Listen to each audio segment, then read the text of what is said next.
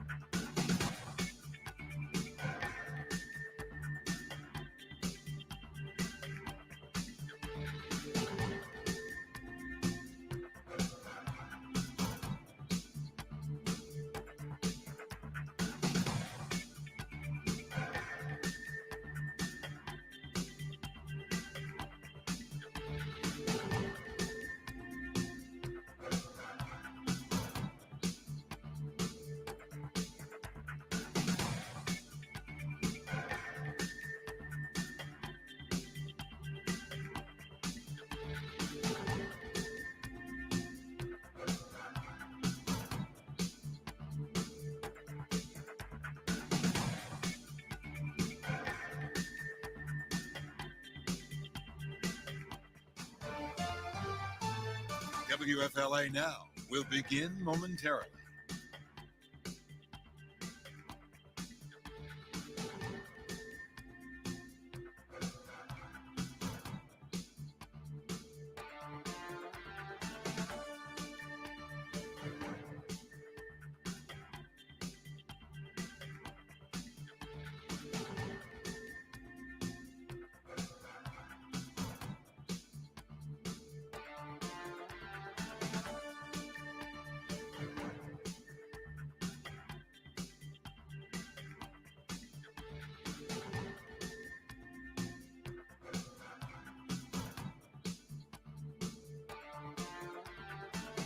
WFLA Now will begin momentarily.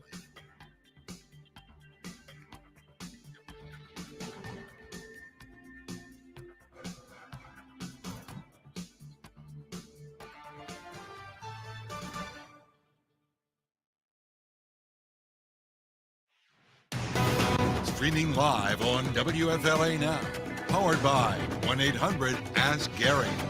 Here is JB Buno.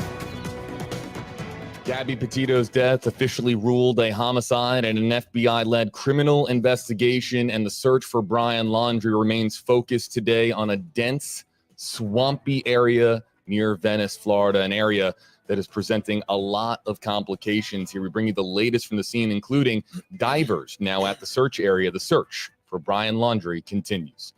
Hey there, folks. JB Buno here with you live on WFLA Now. You can continue to share to help here as we continue to get the word out here on the story. We've got team coverage here for you on WFLA Now. We're going to be hearing from 8 on your side, senior investigator Walt Petito with us here at WFLA. But I want to begin here in a moment with 8 on your side's Allison Henning, who's live there at Carlton Reserve at the search area. We want to let you know here, folks, as we've been doing here on WFLA Now, we're going to be here live with you for some time. Over the course of this afternoon here, taking your questions. And if you've been with us here before, you know how this works, but I'm going to repeat this here for our new audience. Hello there, welcome, JB, Walt, Allison, across your screen here. And as we look across your screen here, you can see all the hashtags here on your screen on those yellow stripes. Hashtag HeyJB, hashtag HeyWalt, hashtag HeyAllison. We're going to be featuring your questions and your comments. You are very much part of this ongoing story now here as the search for Brian Laundrie continues and the calls for justice for Gabby grows louder and louder. So we're going to look for your hashtag HeyJB, hashtag HeyWalt, hashtag HeyAllison comments in the Facebook Live, Twitter, and YouTube Live comment sections beginning right now. But first, we send things over to 8 on your side's Allison Henning here live at Carlton Reserve. Hey there, Allison. Hey, JB. Yeah, so this is the 4th day of ground searches happening out here at the Carlton Reserve. Law enforcement search crews, K9 teams were out here over the weekend. They were actually on the far east side of this massive preserve. It's about 25,000 acres. Now they are on the west side, or toward the middle and the west side here on the Venice side of the preserve. There was a brief break on Monday where it was only aerial searches that were happening out here, but those ground searches picked back up yesterday and continued first thing this morning. So one thing that's interesting that we've seen throughout the morning today, water elements coming out here to the preserve. We did see a flatbed truck with piping coming out here.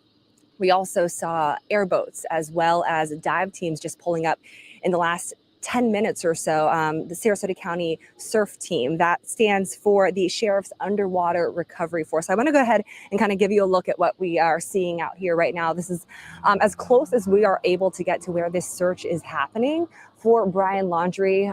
We are at the corner of South Moon Drive and Border Road, I believe.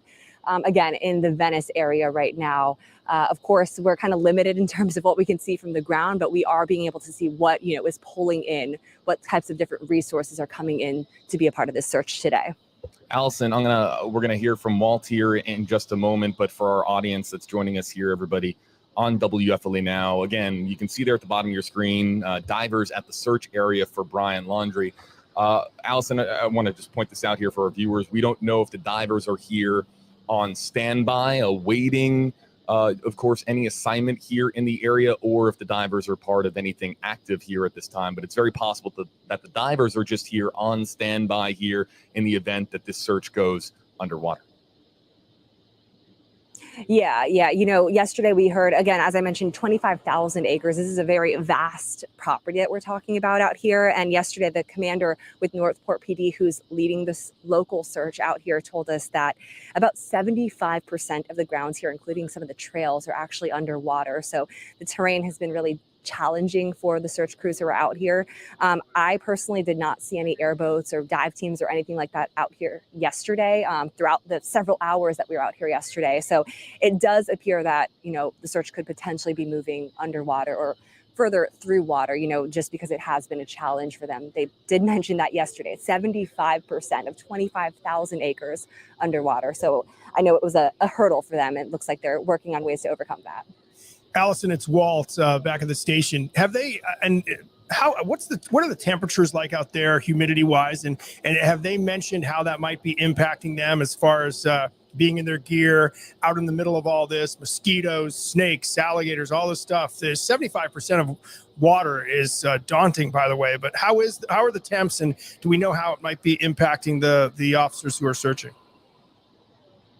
Well, I can tell you from my perspective, it only takes a few seconds from when you get out of your car for you to start kind of sweating and dripping. It's definitely very, very hot out here, especially when the sun starts peeking through. It was cloudy earlier this morning, but now that the sun's peeking through, it gets hot really fast. The humidity, usually for the ladies, the hair is an indicator of that. And I can tell you it is very, very humid out here. It's kind of oppressive heat. Actually, there's really no breeze.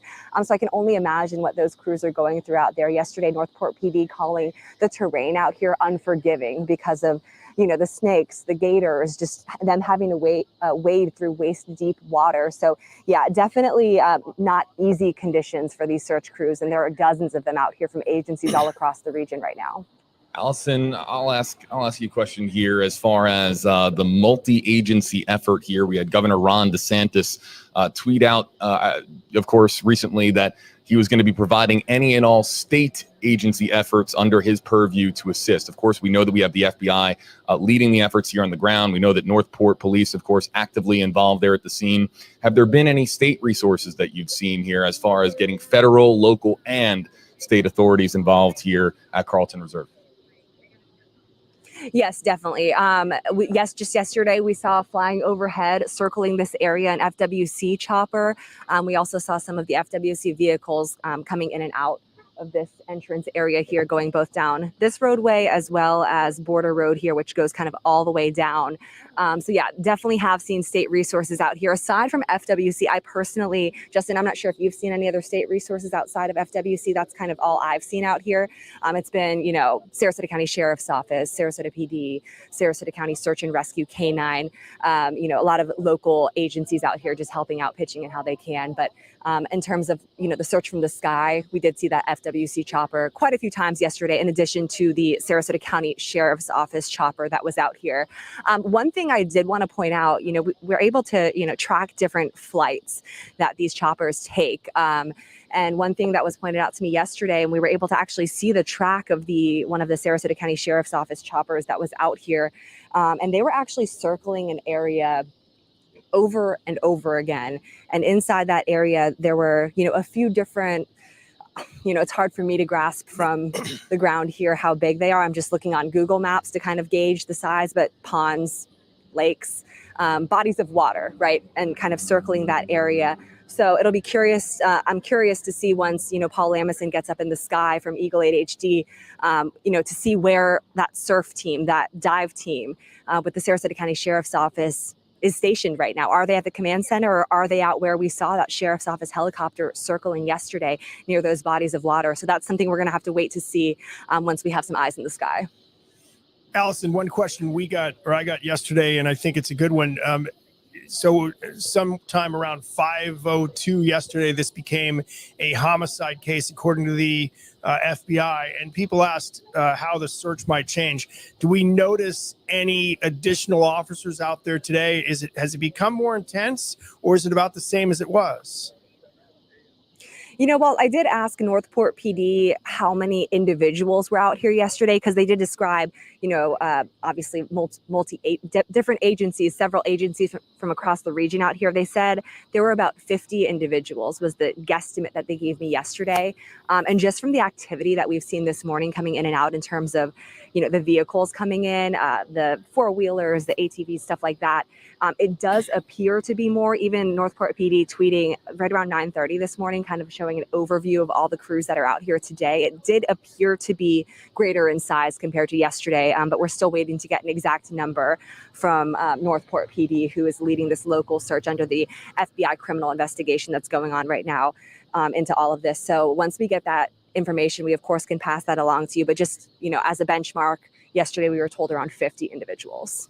Allison, is there any information that we have here as regards to the search efforts here at Carlton Reserve ending at sundown? We've had we've been inundated with questions as to whether or not the search can continue at night. And I know that we don't have access to this information all that much now that this is an FBI-led criminal investigation and an FBI-led search effort. But there's just been so many questions on social media as to whether or not thermal imaging chopper technology can be used here from the sky overnight here to continue the search efforts, to continue looking through some of this area. Have you heard or had any indication as to why that technology may or may not, we don't know if it is or isn't being used, but do you have any information pertaining to that technology being used in an overnight capacity to continue this search here around the clock? I do not have that information, but we do know just, from stories I have done in the past with these different agencies that are involved in this, that technology, they do have that technology. I know in this case in general, the Northport PD was pretty open with us, telling us that there is a lot of information that they are not releasing to the public, to the media, or anything like that, because, they want to protect different elements of this investigation. So that could be information that they are withholding. I just don't know. But, I know they are doing everything they can to assist the FBI. I know Northport PD, they did send us that message last night telling us that they're going to kind of stop for tonight and resume tomorrow morning. That message, I believe, came in right around 7 o'clock. Obviously, the sun's starting to come down a little earlier.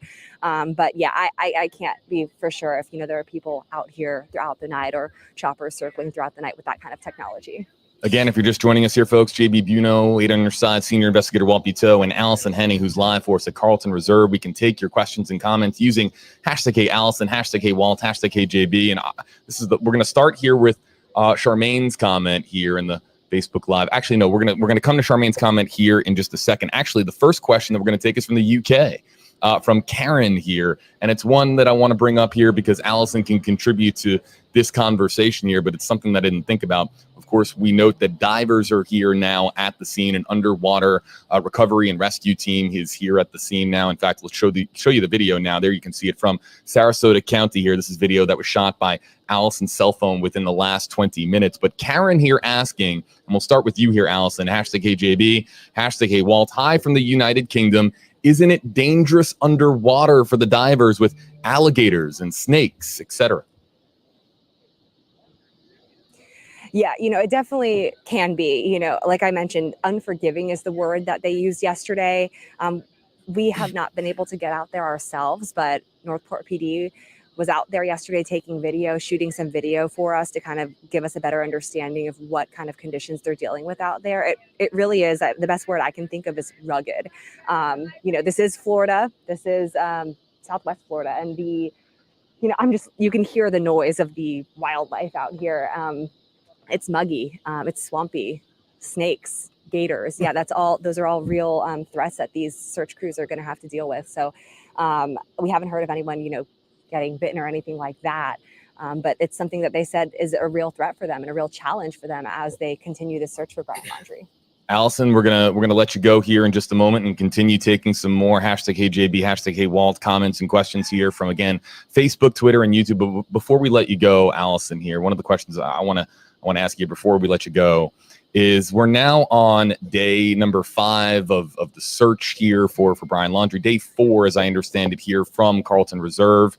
How long will the FBI stay committed to this search area here at Carlton Reserve near Venice, Florida? You of course, have been noting that they have really, based on, again, you can look it up on your phone, folks. You can look on flight radar and you can see the path of the chopper and what they're doing there from the sky with, GPS and, of course, tracking technology. But Allison, this is now day 4 of the search efforts here at Carlton Reserve, and yes, a lot of that has been focused on different areas, and we've been bouncing from side to side here, or from one side to the other. But is there any indication or any feeling out there as to how long they're going to stay committed to this search area, when we have a ton of commenters here wondering aloud, and I read them here all the time, I see them across Facebook, Twitter, and YouTube, wondering aloud here, could Brian be elsewhere? Could all of these resources be pooled into this one area, and Brian isn't here to begin with? Right. So obviously the reason that the agencies came out here to begin with was because of a conversation that they had with Brian's parents on Friday when he was first reported missing. They told law enforcement that he was last seen. They last saw him. They claimed to have last seen him last Tuesday when he left the home to go for a hike. He had his hiking gear, and they said that he came here to the Carlton Reserve. So that was kind of the first element that brought the law enforcement agencies and the search crews out here. It's interesting that they were not out here on the ground from what they told us on Monday. They only did an aerial search on Monday, but then first thing Tuesday morning, they announced, hey, we're back out here at Carlton Reserve again, this time on the Venice side. And of course, you have to keep in mind just the conditions, the rugged terrain, the heat, the snakes, the gators, all that stuff. Rough conditions to be going through, if perhaps you're not hoping to find something. So I can't say for sure, when they might stop. I think we all thought over the weekend on Monday morning when they said, hey, we're not out there today, that was it. But then they came back out. So, we waited until they ended the search last night for them to tell us we're going to be back out again tomorrow doing the same kind of thing. And then, of course, we see the dive teams coming out. We see the airboats coming out. We see piping, tubing, perhaps pumps coming out on flatbeds. Of course, 75% of the area out here covered in water. So sounds like they still have some area to cover. 25,000 acres is what we're talking about. That is a vast, vast chunk of land that they are searching through. And yesterday, Northport PD, they told us that they've covered thousands of acres. They couldn't give us an exact acreage. I'm sure they're kind of, doing a certain process that they haven't disclosed to us. But yeah, it sounds like they, they are focusing in certain areas based off what we saw from the flight path. So we'll have to kind of wait and see what happens today. I have not seen any choppers out here just yet, but we have seen continued activity, sheriffs, deputies, dive teams, airboats coming in and out. So we, of course, will keep you posted on if we hear anything out here. And like I said, it's going to be really, really helpful, I think, when we get some eyes up in the sky to see what exactly is going on from that aerial view. It really is huge to kind of give us some good perspective and a really great vantage point of exactly what's happening out there. Allison Henning reporting for us at Carlton Reserve here, folks. Allison, follow her, folks, on Twitter. Follow her on social media, really leading the way here as far as her team coverage on the ground in Sarasota County. She knows Sarasota County. It is, of course, her beat here at WFLA Absolutely. News Channel 8. So, hey, Allison, a big thanks from Walt and I. We're going to continue the conversation here. We'll let you get to it, and we'll see you tonight on WFLA News Channel 8. All right. Talk to you guys later. All right. Talk Thanks, to you later, Allison. Allison. All right. Allison Henning reporting for us, folks. I'm serious. Give her a follow on social media. One of the best. Again, Walt Petito, JB Buno here with you live now. We're going to continue the conversation here. The search for Brian grinds on at the Carlton Reserve here. But is Brian here? Somewhere in the center of your screen, this vast 25,000 acre reserve here. The search area, of course, really honed in on one area of the reserve, but is Brian here? We, for the first time here, Walt, And I know that you and I have done this many times here with your investigations, where on your side, senior investigator Walt Petito here with us, everybody on the right side of your screen. Walt will have an investigation. And of course, we'll ask a question here to our audience. And one of the things that we can do is ask you in the form of an interactive poll here. And Walt, I don't know about you. I think it goes to you as well. But overnight, even as I was getting notifications at midnight, 1 a.m., 2 a.m., 3 a.m. around the world. People are my WFLA JB Instagram account, Twitter, Facebook, people who were trying to get a hold of me and saying, Brian's here. No, Brian's there. I think Brian's here. And so for the first time here, folks, exclusively on Facebook Live, it's on Facebook Live, on the WFLA Facebook page, for those of you joining us, if you want to contribute to this, we just have a poll. I'm very curious to see, because again, we've been inundated with so many comments and questions as to where Brian is located. And of course, the FBI has more information, or the most information here as far as the search for Brian Laundrie. But there's just so many people saying, oh, I think he's here. I think he's in Florida. I think he's fled the country. I think that he's in Alabama. I think that he's here. So we have opened up here on the WFLA Facebook page an interactive poll here, asking you very simply here, where do you think Brian Laundrie is? And we have three options for you if you join us here on Facebook Live. And those three options are at Carlton Reserve, which is, of course, the search area that you're looking at here in the center of your screen, elsewhere in the United States, or outside of the U.S., because those are the three most common messages that I've received on my accounts, that he's somewhere here, he's somewhere else in Florida or in the U.S., or he has fled the country. I've received a lot of messages. People are like, there's no way he's in the U.S. Based on what we know here at this time, and the online sleuthing that we've been talking about, Walt, is considerable. It's on hyperdrive, man. It is. I actually I think because of my appearances on this forum here, I think I told you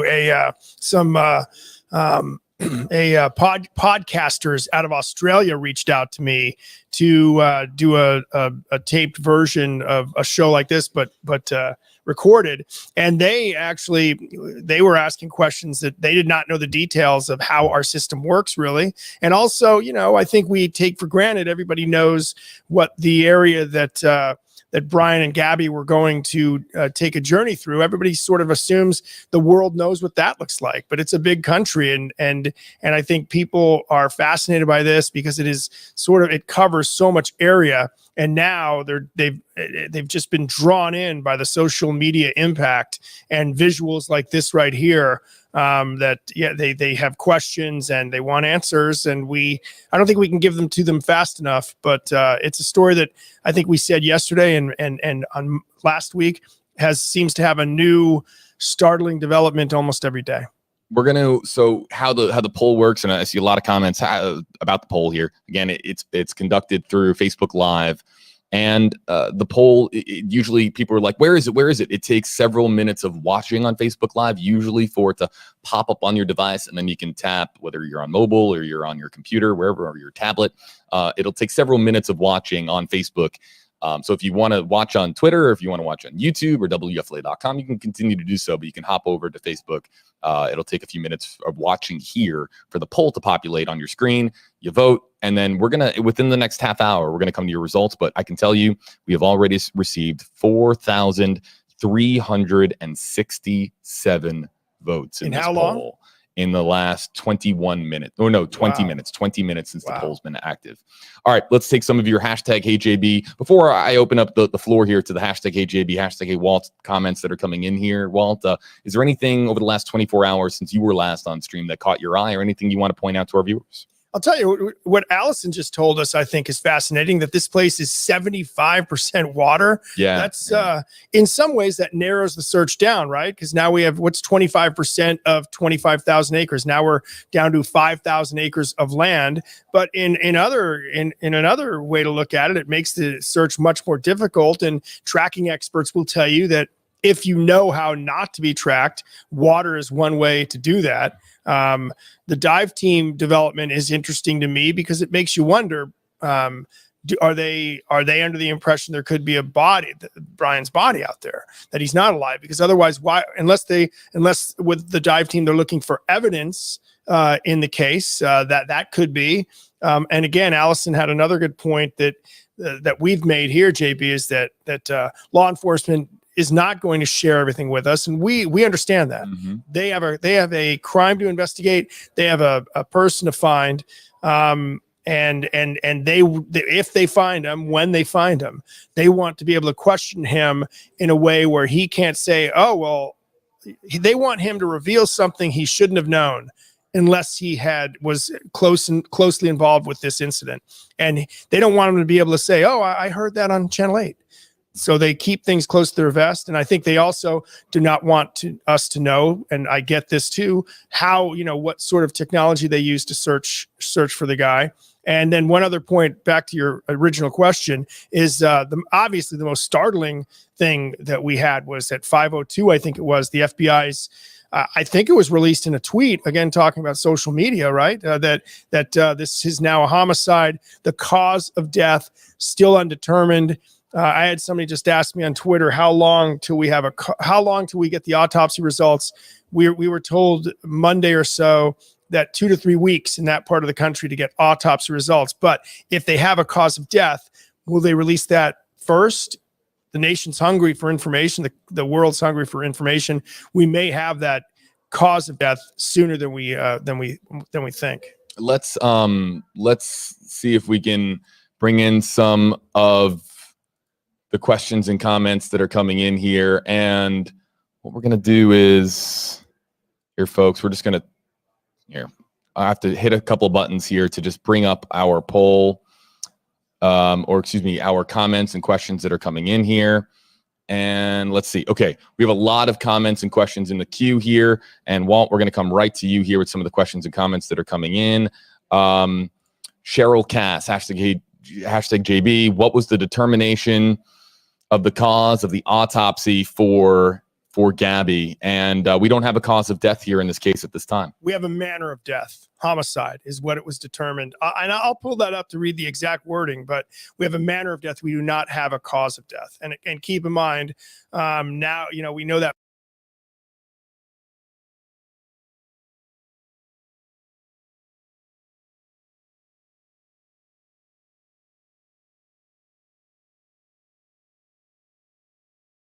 You have a product you're passionate about, and now's the time to grow your online sales. Klaviyo can help.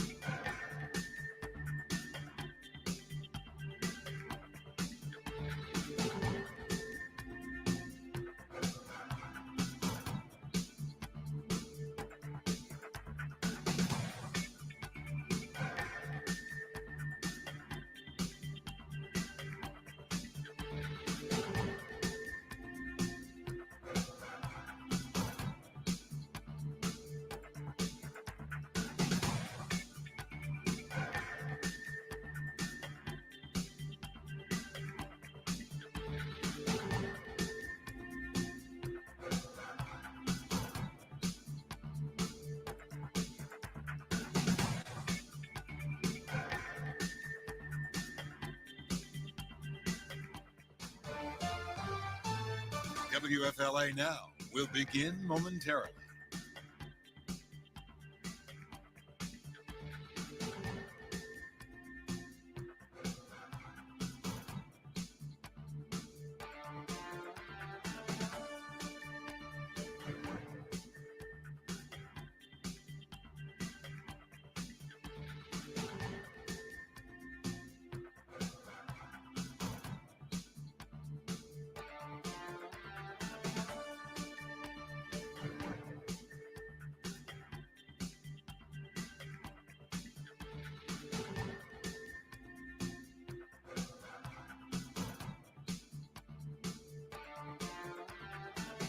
WFLA Now will begin momentarily.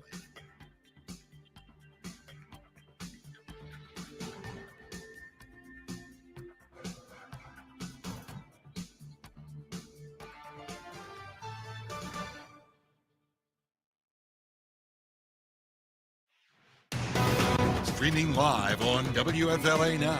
Powered by 1-800-ASK-GARY. Here's JB Buno. Gabby, Petito.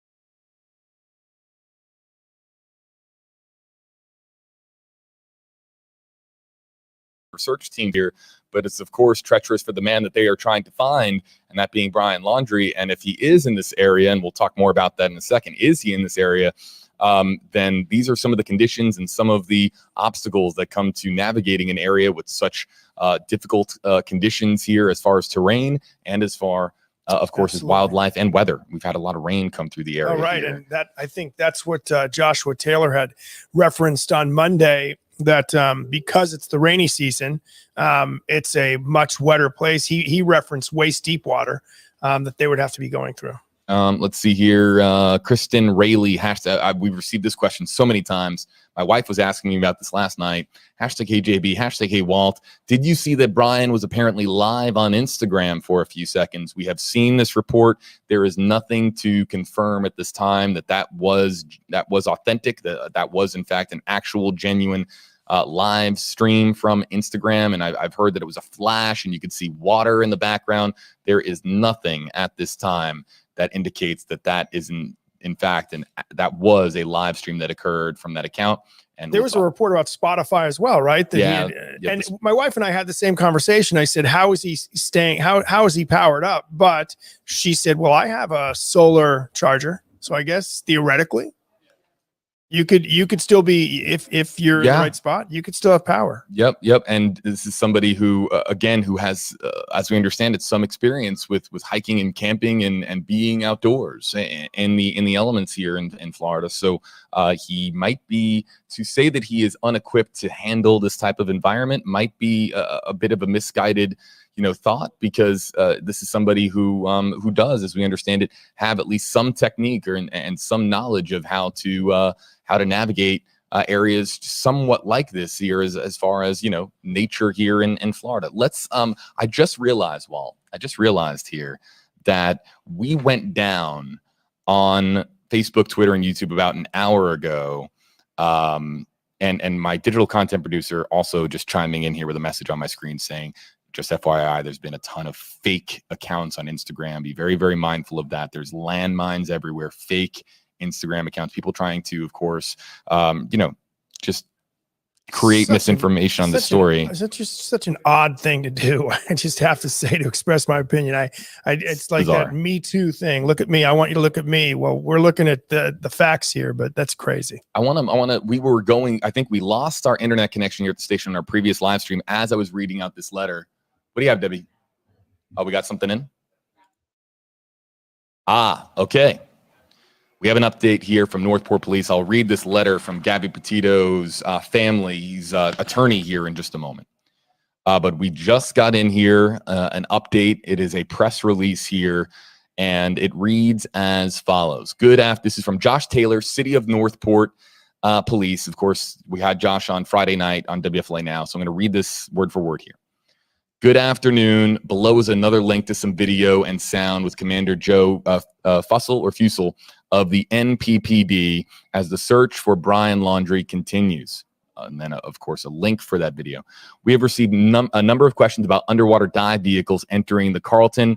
Area resources are looking at large bodies of water, including dive teams, boats, and sonar equipment. At this time, this does not mean anything has been found. It's part of the overall search process. Additionally, right now, NPPD is on the scene of a possible self-inflicted death roughly 1 mile from the environmental park nothing to do with this case. Wow, great. We appreciate Josh Taylor putting that out there, because that will start the rumor mill flying. This is first and foremost just credit to Josh here for a second, in that he's trying to get ahead of all of the gossip that would there would be scanner traffic. We know how many people are listening to the scanners in Sarasota County right now. Walt, this is actually a really shrewd move here by Josh to get ahead of the social media activity that is out there by saying, yep, that there is a possible self-inflicted death a mile away from the environmental park, but it has, he says, nothing to do with this case. Believe me, folks, if there was a chance that it did have something to do with this case, I think that we would have some indication of that here in this sort of a press release. I don't think Josh is the type here to he's going to say nothing to do with this case, and I of course I believe him. So additionally, right now NPBD is on the scene of a possible self-inflicted death roughly 1 mile from the environmental park, but it has nothing to do with the search for Brian Laundrie here. But interesting here that they are searching this area very thoroughly, and they found something, but not what this search is intended to find at this time. What that is something that we're going to get a bunch of questions about, I bet, because of that. That's very interesting that it's within a mile of this area, and and I want you to continue here, Walt, because I don't mean to interrupt you. I'm just getting in word now that this video is coming into our system here at WFLA. So we're going to play back this video that Josh is talking about the dive teams, boats, sonar equipment, all of the necessary equipment to continue a search of this magnitude.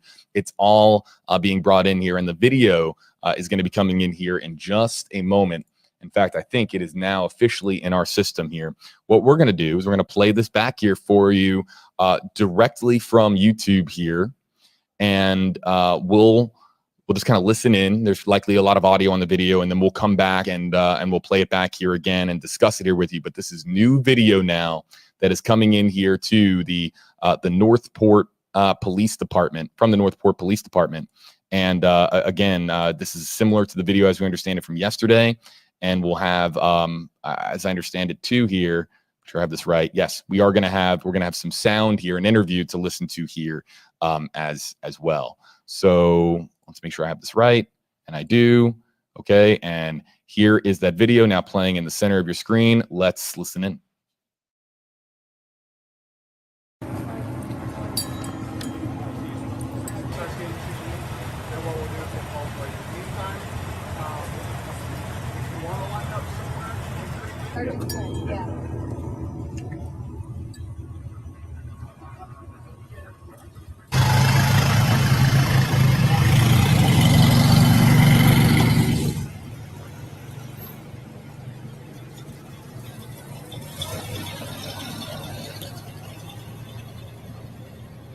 What are we out here doing today?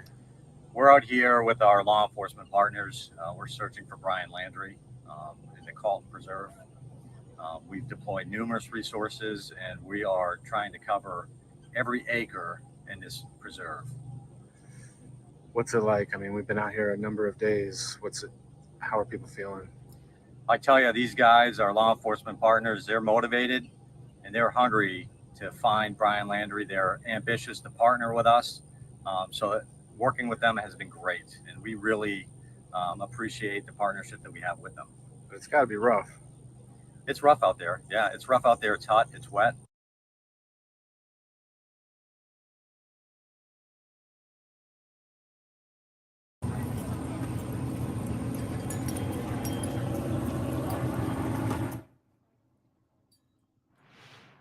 So that was the actual raw upload there. So you saw it kind of abruptly cut away from the interview, and that was directly from YouTube via Northport Police. And Walt was saying it here while our mics were off, and I would like to share the same sentiment. For them to be providing a video update of this kind, it's very, very helpful to kind of just let people know what's going on here on the ground, because we don't have access, of course, to show you what's going on here. Let's listen in here one more time. Our law enforcement partners, we're searching for Brian Laundrie in the Calton Preserve. We've deployed numerous resources, and we are trying to cover every acre in this preserve.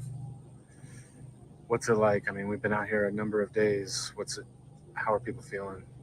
I tell you, these guys are law enforcement partners. They're motivated and they're hungry to find Brian Landry. They're ambitious to partner with us. So working with them has been great. And we really appreciate the partnership that we have with them. But it's got to be rough. It's rough out there. Yeah, it's rough out there. It's hot. It's wet. And there you have it here, folks. Yeah, and to be able to give us some insight as to what's going on deep in this search area here as we listen into some of the audio.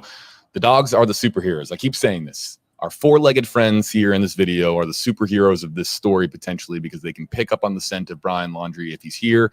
And I'm very curious to know if they have. If there's any indication, of course, the officers here, the expertly trained officers here that work with these canines, they know to a degree if the dog is picked up on the scent. I'm just curious to know, Walt, if the scent has been picked up here at Carlton Reserve. You know, the best explanation I ever had about a canine for their sense of smell was from an officer in Texas. And he told me, Walt, if you walked into a kitchen and someone was cooking beef stew, you smell the beef stew. The dog can smell separately the carrots, the peas, the beef, the salt, the pepper, maybe not the salt, but you get my idea. Their sense of smell is so strong. And we do know that the search began the day after we first saw police go into Brian Laundrie's home. That would be Friday. That's also the day his parents said they hadn't seen him since Tuesday, and he was in Carlton Reserve. But you wonder, and we talked about this before, at that point, do you grab a piece of his clothing and give it to the dogs? And then we know the FBI went in there Monday, and again, then the search resumed the next day. So yeah, the sense of smell is huge, although I believe Masa Saidi had a search expert on last night on WFLA, and he said, obviously, the water does hamper what a dog can do. So it's sort of two things sort of playing against each other. But 25% land there, if we take it the opposite way, 75% water. That's about 5,000 acres of land. And we are told 80 miles of trails. So there is still a lot of land to search, even though most of the reserve is actually water. Let's get to we're going to break down more of Josh Taylor's update here in a second.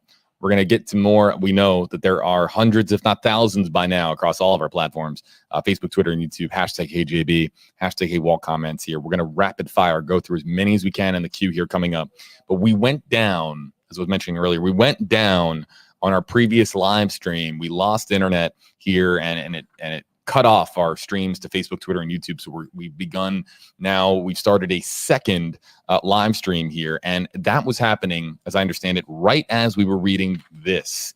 This is a letter here from the law office of Richard B. Stafford. That is the Gabby Petito and Nicole Schmidt family attorney here, and it is a strong-worded letter here for the Laundrie family attorney here. And I'm going to read this here word for word, and I'd like to get some hashtag HeyJB, hashtag HeyWalt comments going here as to your reaction to this, because this is an interesting note here. And again, from the law office of Richard B. Stafford, attorney at law. Mr. Bertolino, who is the Laundrie family attorney. The Petito and Schmidt family are demanding that you remove Gabby Petito's picture from your Yelp page. That web page is www.yelp.com, and then, of course, the URL continues. The family tried to remove their daughter's picture from your page, and were informed that only the business owner can add or remove pictures. Furthermore, the Petito and Schmidt family demand that you cease and desist posting pictures of Gabby Petito to any and all of your social media pages, web pages, or advertisements in an effort to gain business. I am sure this will be taken care of by 2 p.m. Eastern, or I will take further action on behalf of Gabby's family.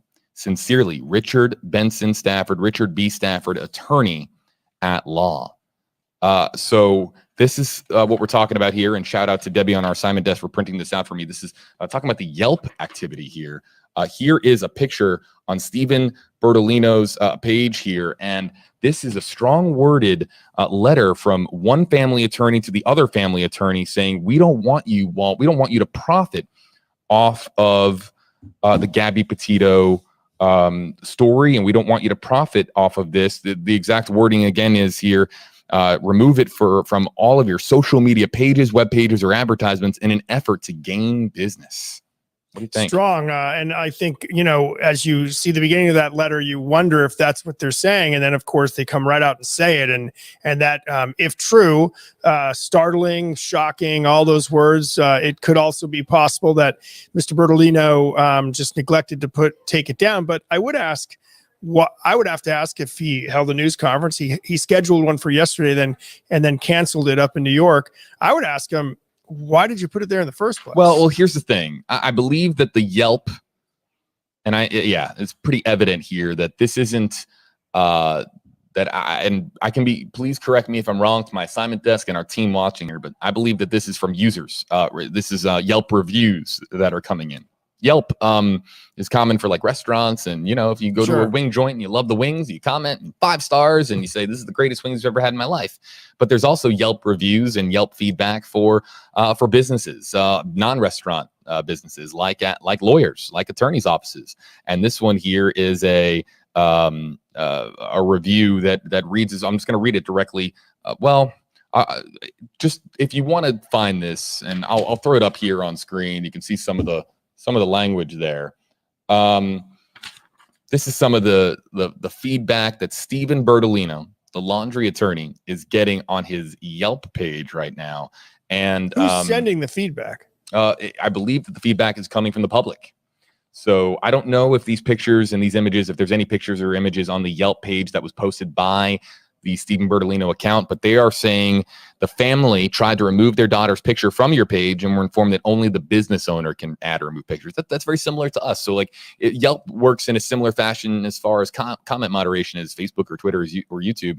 We're the only ones here that have the authority to delete or remove comments or reviews, and we can of course moderate that content because we're the administrator on this account and on this page. It's the same for a Yelp account for an attorney.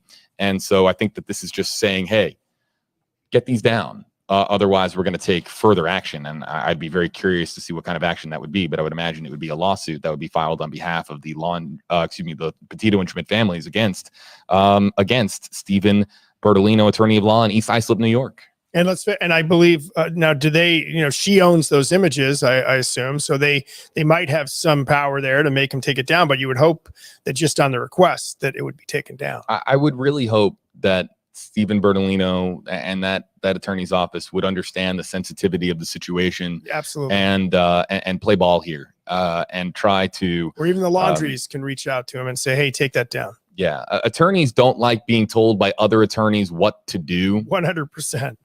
I think Walt, who's a senior investigator here with us at WFLA, right? Lawyers, they have something that you and I have in us too. It's that determination, and yes, attorneys. That's right. They are paid to argue, and in this case, it's a lot different, I think, because it's a third party site, right? Yelp. It's sad that we even have to look into something like that right now. It says.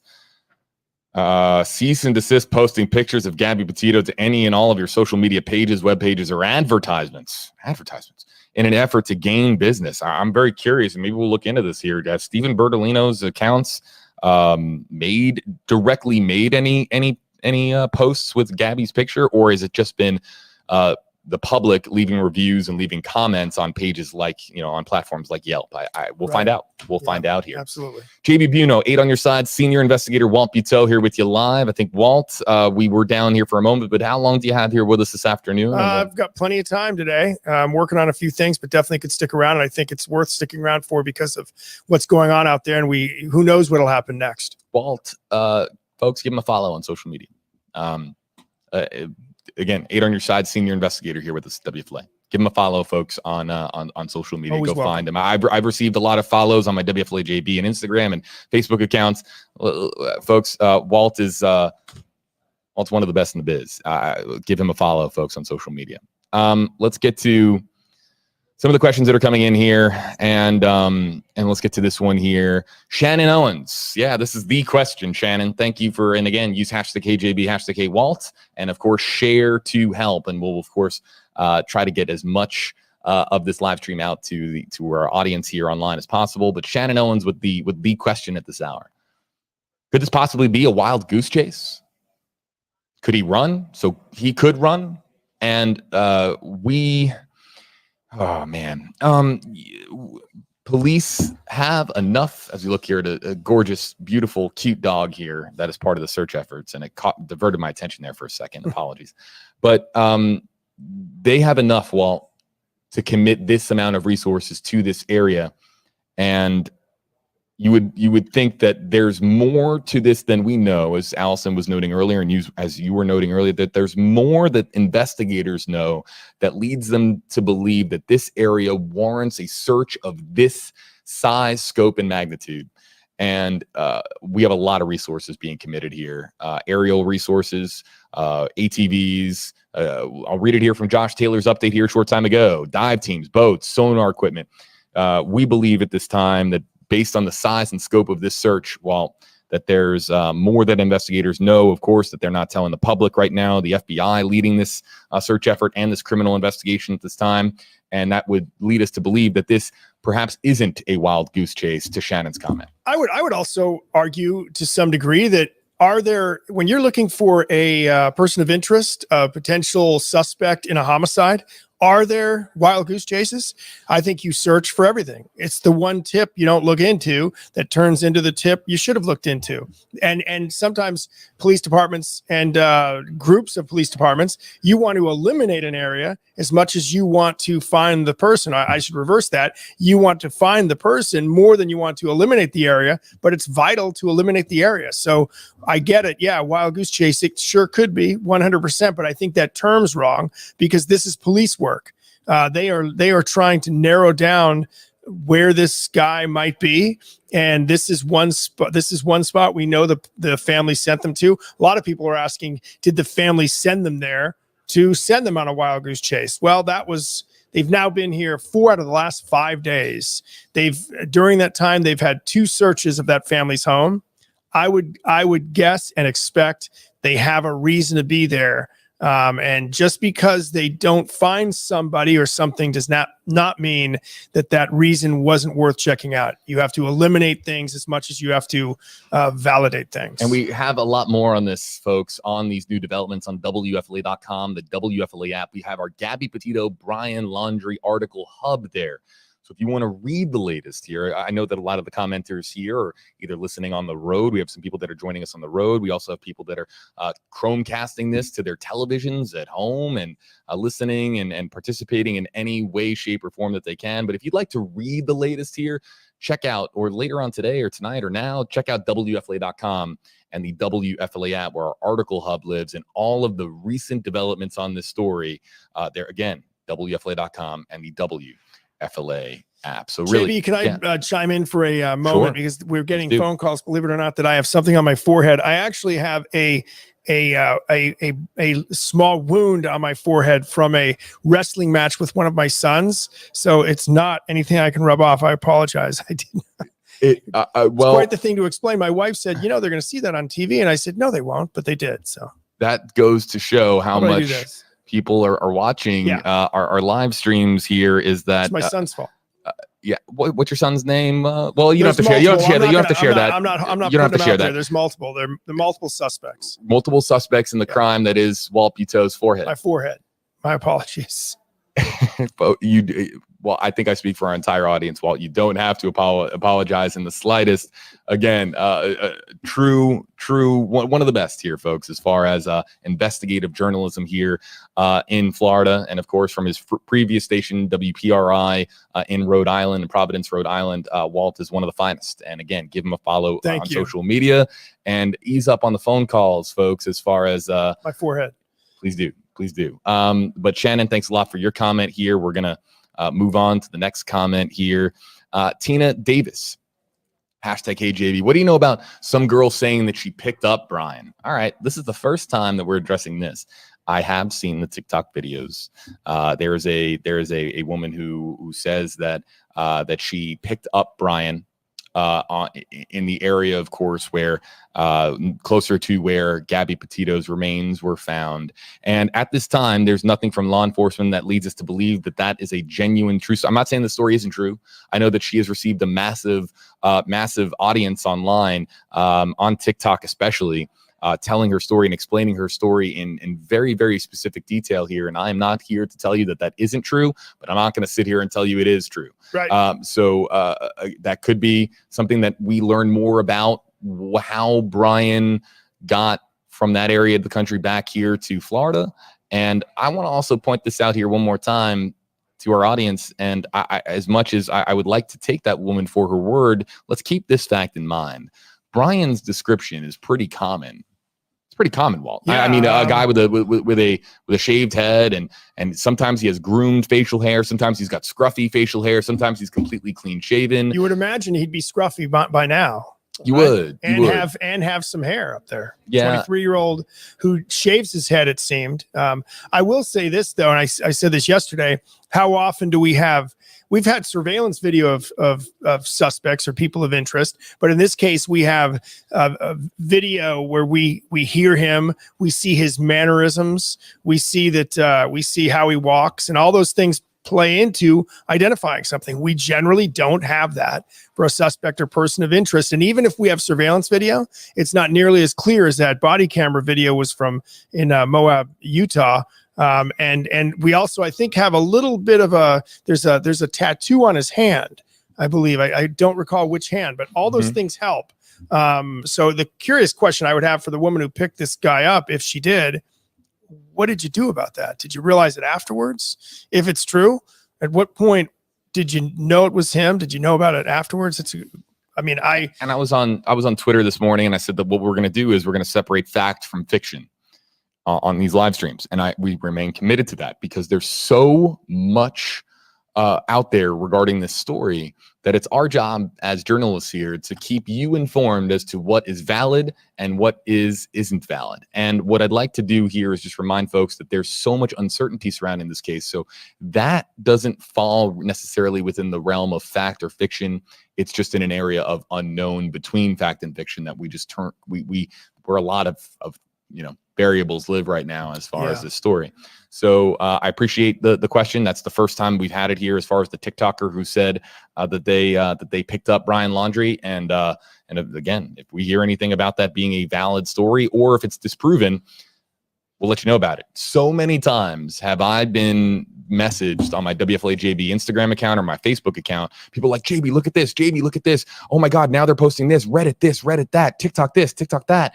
And then like an hour later or 2 hours later, I'll just get one word and it'll be like, disregard, unproven, to let us know that like the whole online community sleuthing disproved that claim really quickly. And then it's like, okay, on to the next one, on to the next theory, or on to the next claim, or on to the next piece of internet gossip. And we're going to keep things rooted in reality. And that is our commitment here to you here from WFLA. From Stella Mommy on Twitter. Hello to our Twitter audience. #HAB. Do they have a TFR today? Yes, they do have a TFR, as I understand it. And it is to 400 feet. But we could have Eagle 8 HD in the sky. And I'll ask Debbie here at the assignment desk, is there any update on whether or not we're going to have Eagle in the sky participating in the search efforts today? Still waiting for an update in that regard. And if Eagle 8 HD is in the sky over the area, we will take you live to live Eagle 8 video with, of course, our wonderful chief photographer here at the station, Paul Lamison, who is the voice of Eagle 8 HD. So yes, they do have a TFR. It's only to 400 feet. The chopper, of course, is way above 400 feet, more at an altitude of about 1,200 feet. So we do have the opportunity here, folks, to get you some new aerial search video. From Tara Maglio Jacobs on Twitter, #HJB. Is there any footage of Brian actually driving the car to the reserve, traffic cameras, or anything like that? There has to be something for them to be focusing so hard in that area other than the word of his family. Very solid question, and just such a, I mean, again, this is such a modern case in all the visuals that are involved, and that's a great point. That could be something that that they have that they're not telling us. Again, police do not tell us everything, and we understand the reason for that. And would you want Brian to know, hey, if he has access to a car, hey, a camera might catch you that way? But that's great question. We don't know the answer, but it's definitely a possibility, right? It is a possibility, and we'll of course follow up on this style of question here, folks. Let's get to, and let's just, is there any footage? Here's the thing, there's nothing to say that there wasn't footage. Right.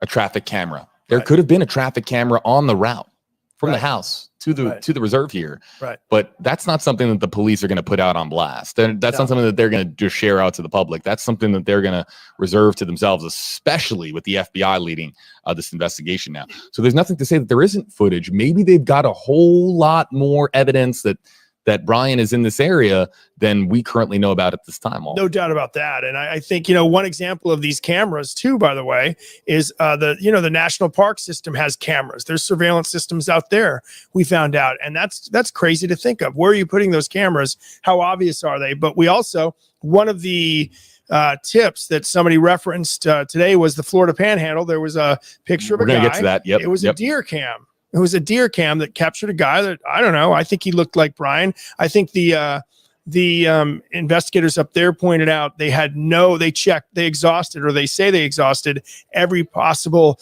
connection between Laundrie and that area, that he had no friends in the area. So thus they thought he wouldn't be in there, and they did search it heavily and determined possibly that lead was not an actual sighting of Brian. But yeah, the cameras are everywhere.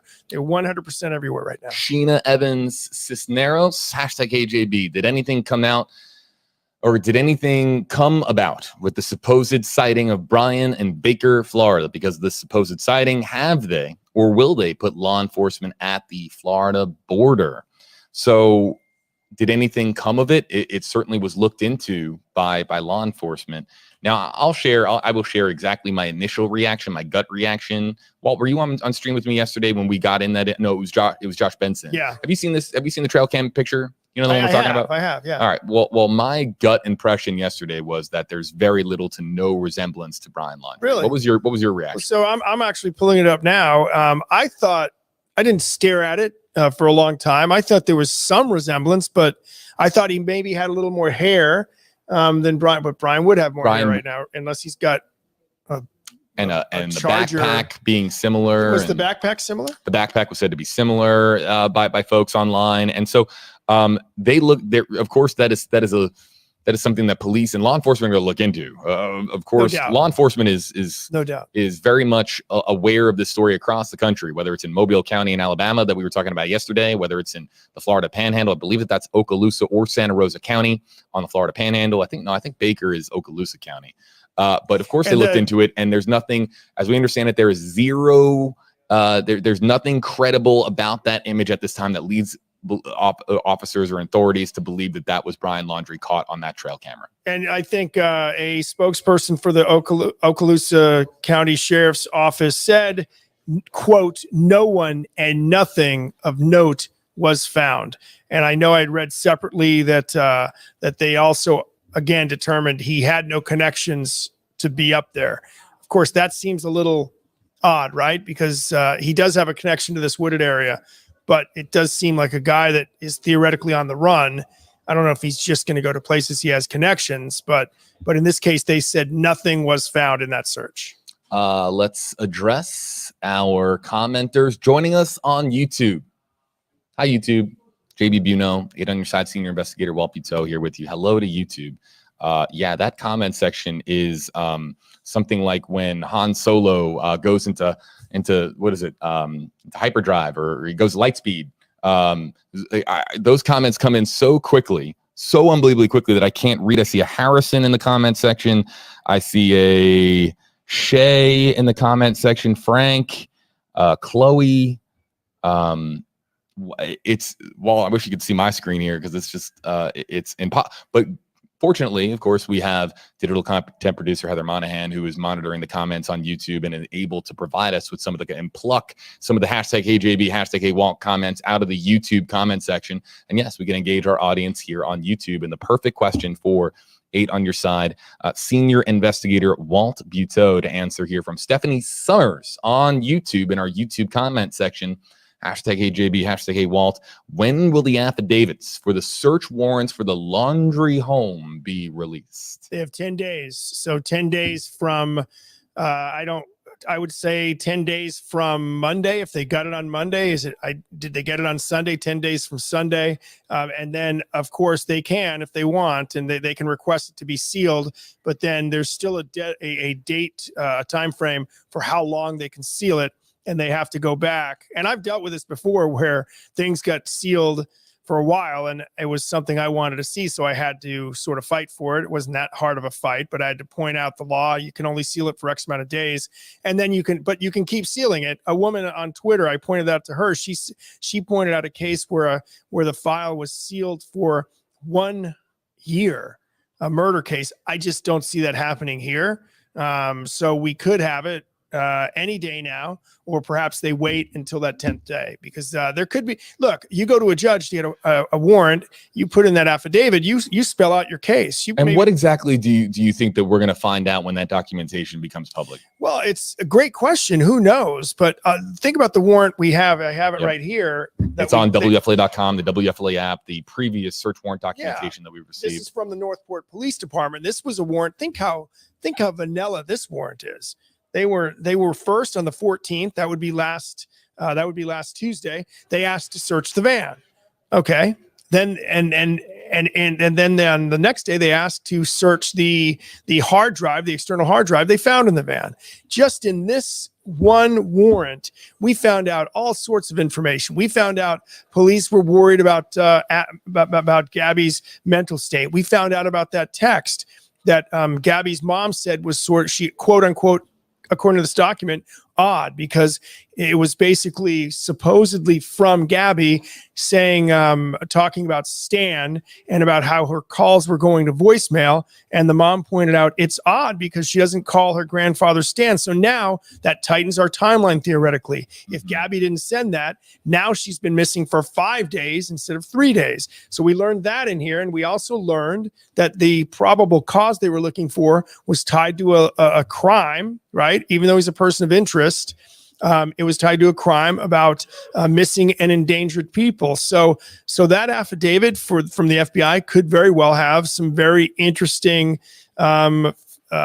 purported facts about the case that the FBI used to get it, but we just don't have that affidavit yet. It can definitely tell a story. Affidavits always tell a story because that's how you get one from a judge. You go to a judge, you say, this is our probable cause. This is what we know right now. We want to know more, and that's why we want to search this particular place. Again, taking your hashtag HeyJB, hashtag HeyWalt comments and questions here in the Facebook Live comment section. I will lose sleep over this tonight if I don't correct myself, being the Star Wars nerd that I am.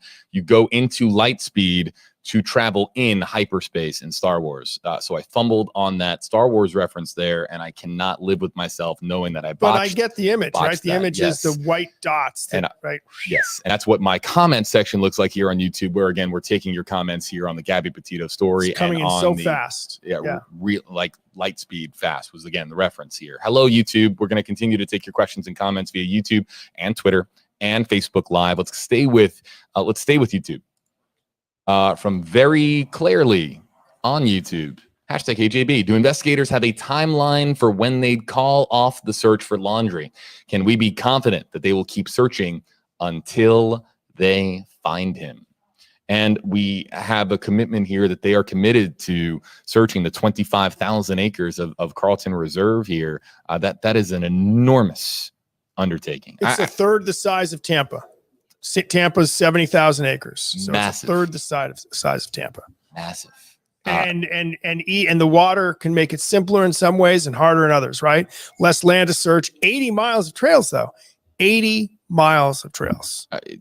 We're talking about an enormous search area. Absolutely. So if we're going to go into the hypothetical area now, if Brian Laundrie did select this area to vanish and to disappear, there's a lot of different places where he could be. But also at the same time, if you select this area to disappear, you are dealing with a lot as far as the elements, as far as wildlife, as far as not having access to any reliable source of water or food, not being able, you're pretty much on a remote island. If you're going deep into the wilderness here of the Carlton Reserve and Myakkahatchee, it's an extremely vast area that Brian Enton on News Nation, who had flew in a chopper, and Paul Lamison, of course, noted this as well. You really are humbled by how vast and how large this area is here, part of the Tampa Bay area. When you're in the sky, just you look around, you do 360 and you look around, and it's just wilderness as far as you can see. So while the search area here is a little bit closer to homes in Venice, and it's a little bit closer to homes and communities, just the area itself is just massive and large. And again, we're talking about 25,000 acres. But a timeline for when they'd call off the search, Walt? I just don't. I mean, we're not calling. There's no. They're not calling. There's no timeline for that. Do we mean from the reserve, or do we mean in general? I'm assuming the question's about the reserve. Yeah. I mean, you just described it. If they have any reason to believe he's out there and somehow surviving. And by the way, as you're describing how hard it is out there, how harsh it is out there, are you talking about for the search crews? Or are you talking about for Brian? Because it goes both ways, doesn't it? The search crews at least have access to water, potable water. Does Brian have access to potable water? Is there a spring? There's got to be a spring somewhere that's 25,000 acres, right? Where you theoretically could drink the water, but does Brian have access to that? So is it that type of thing?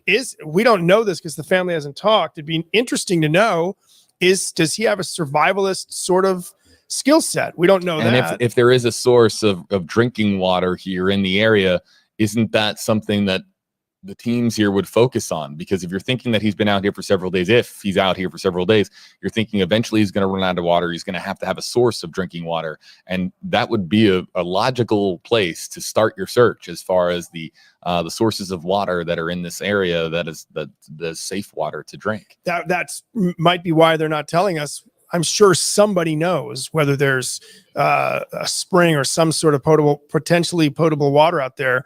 That's something that I'm sure that's a piece of information. If I'm the police department and the FBI, I don't tell the public, right? Because you're right. That is something that you would focus on. 75% water.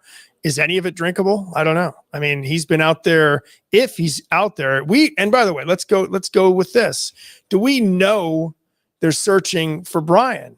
Or do we think, could they be searching for evidence? Could they be searching for something else? Is there a tip that leads them there to be looking for something else? We assume it's for Brian, but they're probably also looking for evidence as well, or a trail of something, right? Breadcrumbs, something that leads them to him. Something where he originally began here, realized, oops, this is bigger and more intimidating and overwhelming than I thought. I can't survive out here. I'm going to walk to the nearest town, maybe 10 or 20 miles over.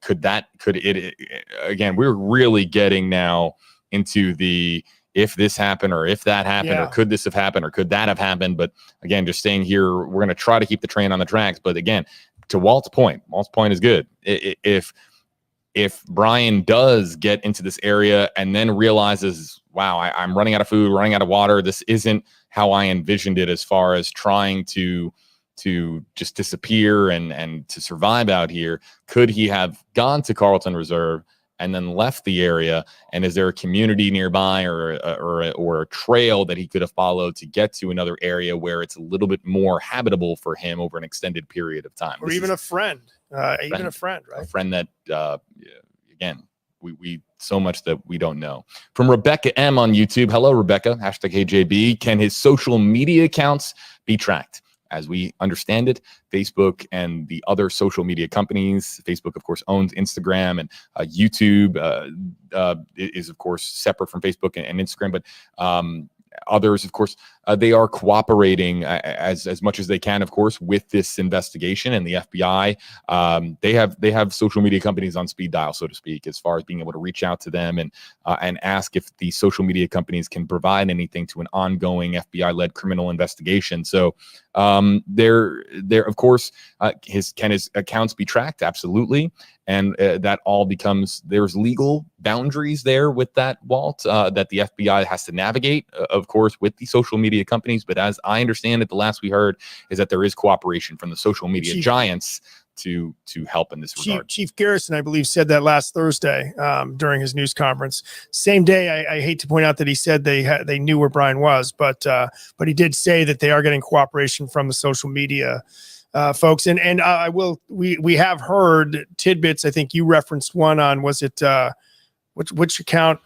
Was his some account of his went live? There's that right. There was an account that went live for, I think, less than 2 seconds, and it was an Instagram live, and people immediately began to think that. But you have to remember, folks, that there's a lot of fake accounts that are being circulated online. People just trying to have a laugh, or people, trying to have a go at others. And let's keep that in. I was just pointed out here as I was talking about it from our team here, WFLA, that the amount of fake online activity, completely fabricated account activity and social media traction that is out there is staggering. The volume is staggering. So I've in the last several minutes, I've been reading here. And when I look this way, folks, I'm looking at the comments as they're scrolling in here across our platforms. And I've seen so many, JB, did you see this Instagram user post this, or this Reddit or TikTok user post that? And again, so much intentional misdirections that are out there on this story. And Walt was, in essence, slamming them earlier. Like, why would you do that? And people are just trying to capitalize on this, this what has become, in the estimations of many, this mystery sensation of trying to find out what happened to Gabby Petito and where Brian Laundrie is. It brings up that whole fake news that we heard over the years, and those comments are really, that's the true definition of fake news. Fake news is not deciding what to cover and what not to cover. Fake news is making stuff up, and obviously to do that is cruel to the parents and clogs the tip lines, and it's just it's thoughtless and just shouldn't happen. But I assume we'll hear more of that. And then something that wasn't fake news that the spokesperson out of Northport, Joshua Taylor, pointed out was the read you had earlier about the self-inflicted gunshot wound to someone within a mile of this area that is not Brian Laundrie, but that could spin out of control easily. And luckily, Josh Taylor got on top of that one. So. Yeah, I completely agree. And what Walt is referencing, for our audience members that have joined us in the last 20 to 30 minutes or so, this was a very, very curious development in this case, but it was also a great tactic here by Josh Taylor to get ahead of any social media misinformation being thrown out there. In the update that was sent out here at 1:03 Eastern, Josh Taylor, City of Northport, PIO and Communications Manager, wrote the following. Additionally, right now, NPPD is on the scene of a possible self-inflicted death roughly 1 mile from the environmental park. Nothing to do with this case.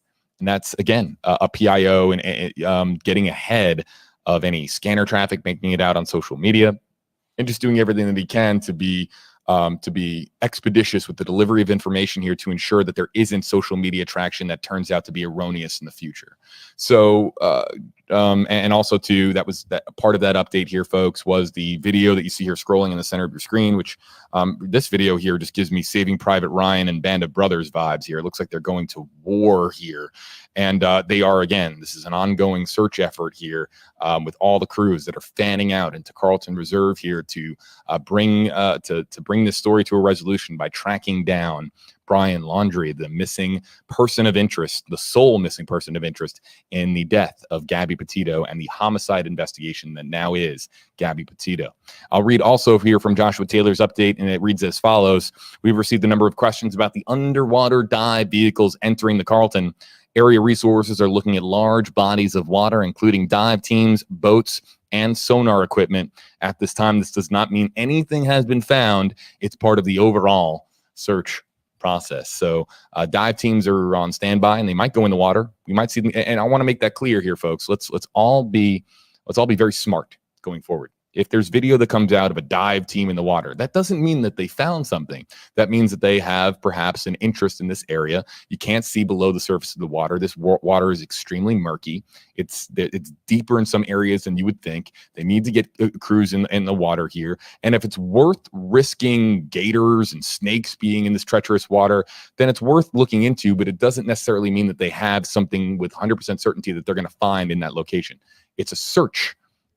And it's not necessarily something that they're going in there with a targeted approach to lift up something from the surface, from underneath the surface of the water here. And again, speculation, but just judging by other incidents, other searches, sometimes those elements, the dive element is brought out there, not necessarily because you need him now or you need the team now. It could be they searched out there yesterday and they searched out there on Saturday and Sunday, and it could have just hit them. We need a dive team in case we need a dive team. So it may, that dive team we have no reports yet that the dive team has actually gone in the water, right? Mm-hmm. Correct. It could be out there because you don't want to wait for the dive. You don't want to spend the hour to wait for the dive team. If you see something, you want to go out and try to get it. So the dive team, we're still kind of wondering why. And I think JB, as a scuba diver, points out, this is not a beautiful, crystal clear area to dive in. You're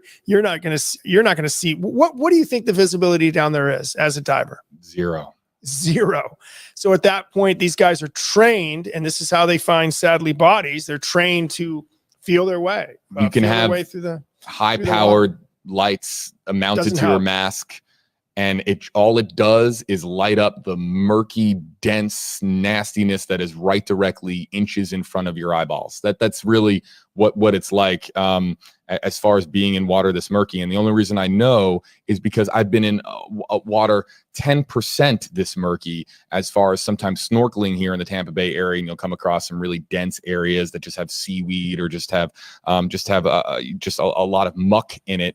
And quite frankly, that's not anywhere close to the murkiness that we're talking about here. So I'm sure that there are ways, and yes, they didn't bring in sonar because they thought it sounded cool, folks. They brought in sonar because they thought it was going to be useful, because the visibility likely in this water, when you go down several feet especially, is just going to be so incredibly poor. And they can read that sonar. They're trained to read what the sonar says, to tell them perhaps the difference between an alligator, a beaver, a snake, and a backpack or a cell phone. Imagine the information. I know they have been able to tap into the cell phone, and I don't know the answer to this, but someone out there with expertise in forensic forensic detective work, the cell phone itself must be of more value than just being able to read it from the backside remotely. That cell phone could have some key information, and perhaps that's what they're looking for, at least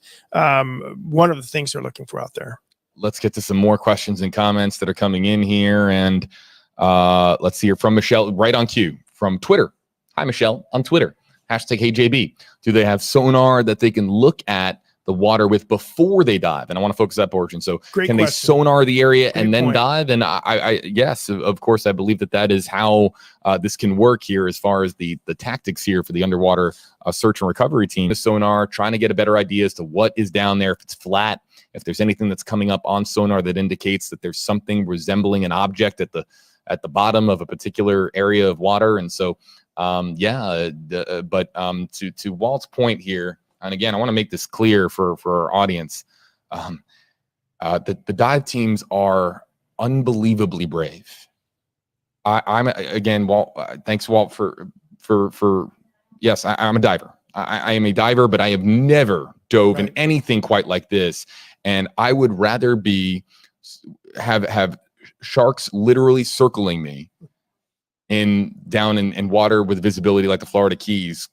I would rather have that than be in the water with virtually zero visibility, knowing that something, if anything, could be out there as far as gators and snakes, because you can't defend yourself in water like this if you can't protect it, or if you can't see the threat that's coming. So I can see a threat, even if it's a 7-foot long shark. I can see a shark coming at me. I know people are going to think I'm crazy by saying that, but it's the truth. I can see a shark coming at me, and I've had sharks around me in the Florida Keys before, but I would never want to be in this water. I would never want to be in this water. Think about and I have had some experience with snakes in my life, and I won't necessarily explain, but I know snakes. I had pet snakes as a kid. My brother and I did, odd as that may sound. So I understand sort of how a snake works, but a water moccasin or whatever else would be in there, you could swim by that creature, right? And it might get you on the way by it. And the same thing, I'm sure, with the gator. And I think the other thing, you say they're brave. They also have to have a very strong intestinal fortitude, just because they're feeling their way and they may come up on something, whether it be a body or something else. And they don't want to miss anything, right? They don't want to go back in that water. That is a specific type of training, I imagine, to be able to search that type of area. What I don't know is the type of sonar equipment that they have. And even if I did, I wouldn't be able to answer this question for you. I'm not a sonar expert, but if they do have sonar, can sonar detect if a gator is in a particular area of water? Because gators are known to lurk.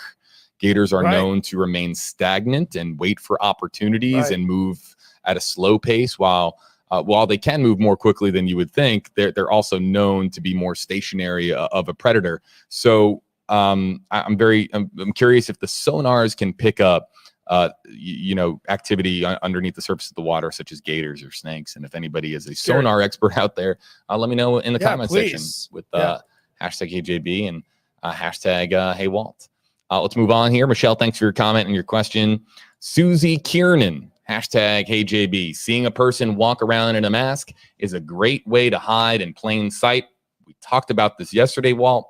If I walked into Walmart, Target, anywhere, Lowe's, Home Depot, and I saw somebody today in 2021 wearing a hat, sunglasses, and a mask, you wouldn't think anything of it. And I wouldn't be able to identify that person. I wouldn't be able to say that, hey, you kind of look like Brian, because virtually their entire face is covered there. So that makes it more challenging. It's a 2020/2021 twist to this story. That is there a chance that Brian Laundrie is hiding in plain sight, that he's been able to wander about more easily because of everybody wearing masks as a result of a lot of people wearing masks as a result of the COVID-19 pandemic? I would say, though, in some ways, if I have, and I think you pointed out yesterday, I actually, I have a friend, a former coworker, who sort of has some of these similarities, the haircut and that facial hair. And I think you're right. It's become somewhat of a familiar type of a look, right? Maybe the guy that might be losing their hair sort of cuts the chase and gets rid of the rest of it. So that sort of is out there. So there's a lot of people out there who could be mistaken for this guy too, right? Because now you're not seeing his face. You're not seeing really part of his nose. You might not be able to see his eyes. So now it might open you up even more. But the flip side of that is there's a lot of suspicious folks out there right now that feel a sort of thing of helplessness, who want to help, who are probably looking. I mean, if you're in line at a grocery store and you see the back of a guy with a hat on and he's got the mask on, and you see a close cropped haircut, I think your alarms might go off if you're following the story. I will say, though, does he still have a close cropped haircut? At this point, you would say no, right? I don't know. I mean, he's been out there theoretically for 8 days. Remember, now all of the images that we are seeing now of Brian Laundrie are many, many weeks old. Right. So his hair could have grown back. He could have not shaved it on the drive back.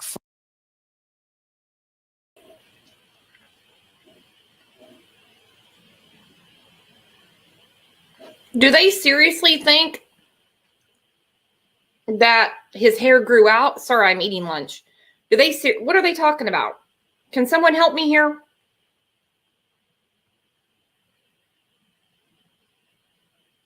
I don't know about that, Aggie. This is getting too hilarious. JB and the Sharks, talking about haircuts and everything. Where is this guy? That's what I want to know. Because I don't think he's been out in that swamp for 8 days. What do you all think?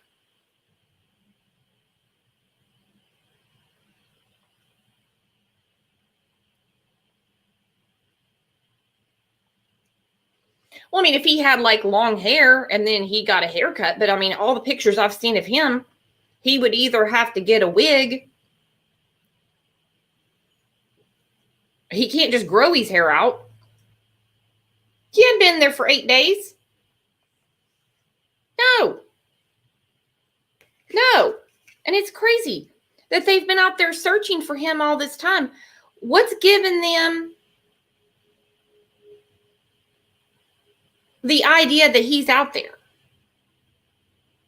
I really hope they're not going off what the parents are saying, that he's out there because that's where they picked up the car.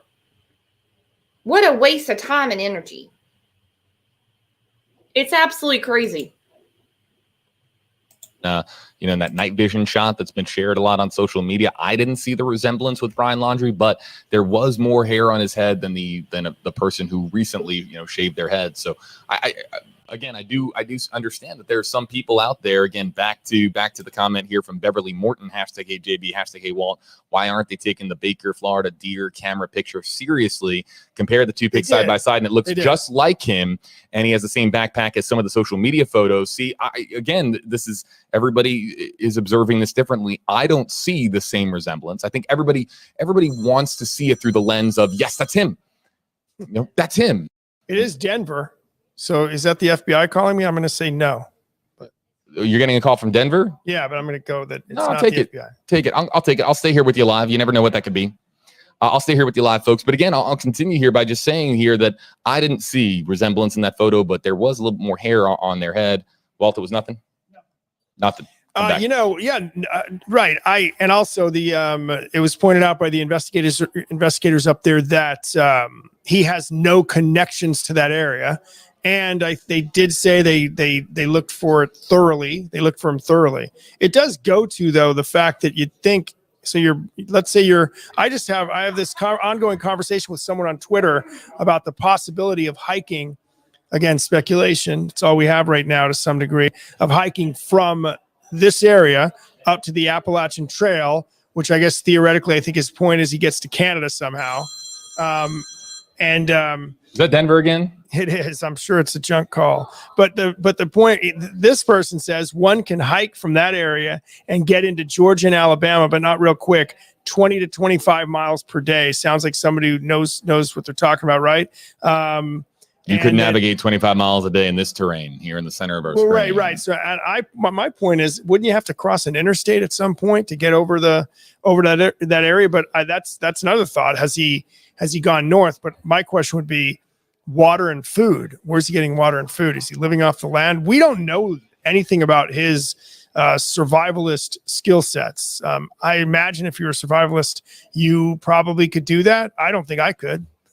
I know I couldn't actually. We have a lot of comments here pertaining to this one particular thing here, and I want to see if I can.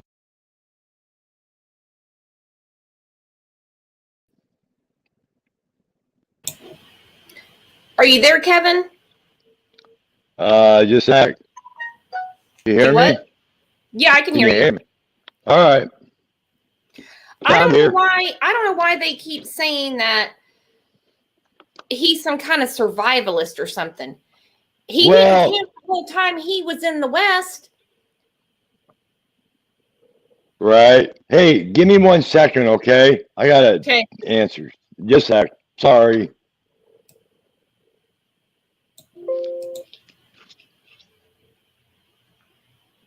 He hasn't been out there for 8 days. No. Am I live right now? Yeah, we're live. Oh, okay. Yeah, I'm just trying to get something done here. Think about it. I mean, they went out west, and I mean, they redid a van so they could travel in it. Right.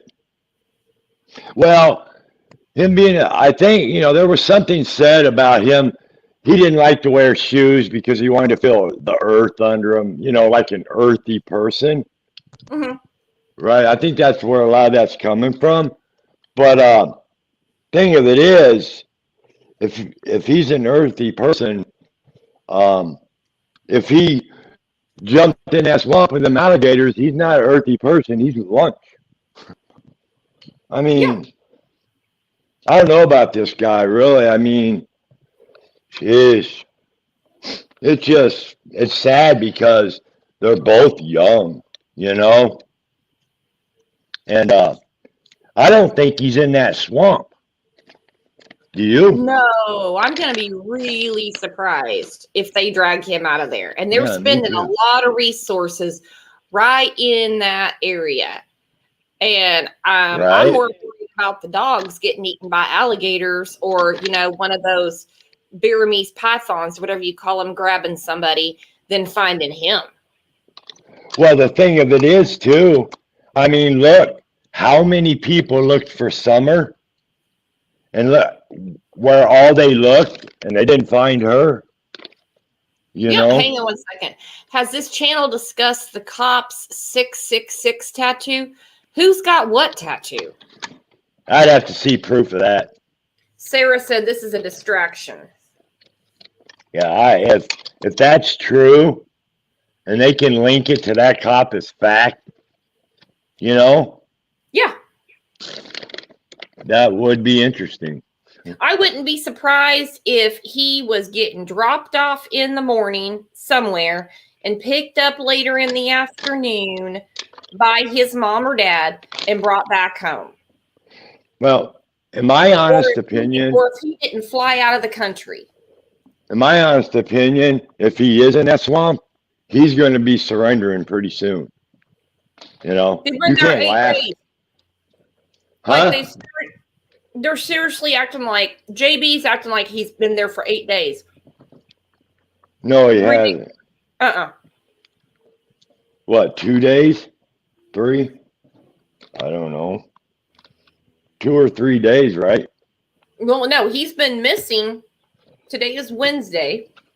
Okay. So he's been missing since last Tuesday. Right. They got his Mustang on, I guess, Thursday or Friday. And they just found it. No, they knew where it was. They didn't stop. They first- found it. They brought it home. And then they called the police and said he was missing. Well, So I think it's nothing but deflection. well, yeah, first of all, he's not going to be in the same place he was the day after all this shit broke loose. You know what I mean? No. So God he- knows where that man is. No, he was sitting snug as a bug at his parents' house on the 11th when they filed the missing Right. persons report. So why when would the police came there, they gave him a business card from their attorney. he go from his parents' house to a swamp? Yeah, and why Right. would they say he's missing? Why would they say he's missing? Yeah.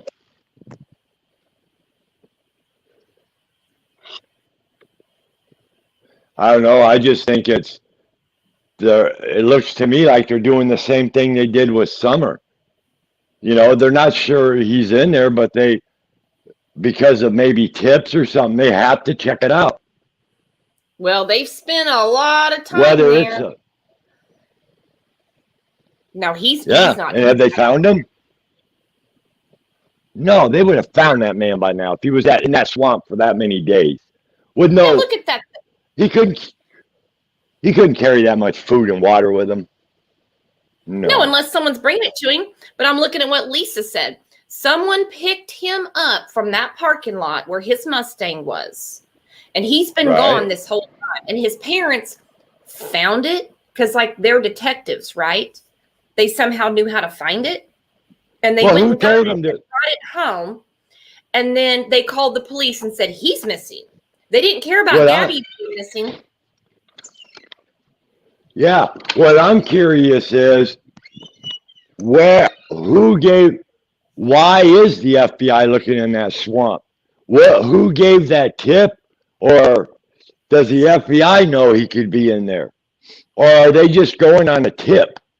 No, they're You know going what I off mean? where the car was. That's where the car was.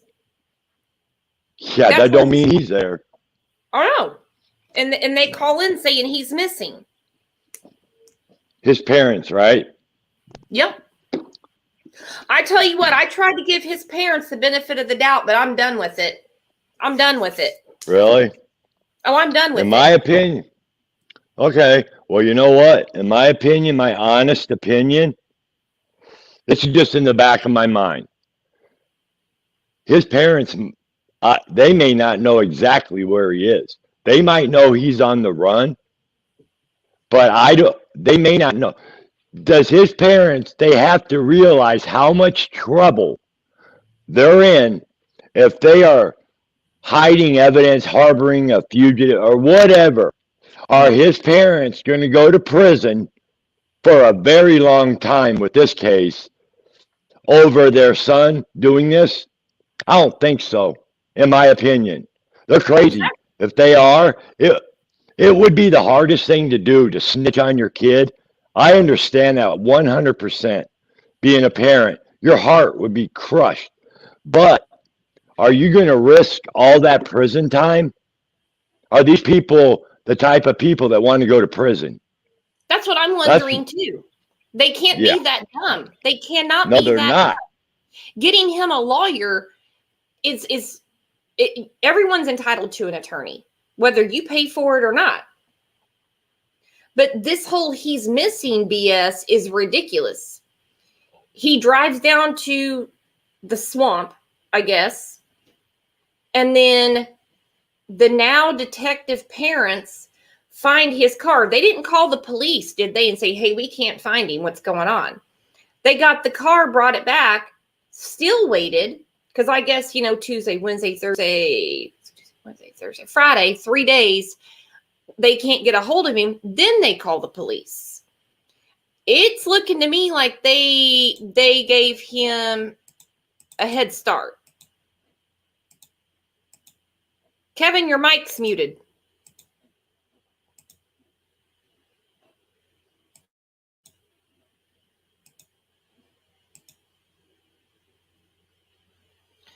Integrity, nobody censored you. Kevin, your mic's muted.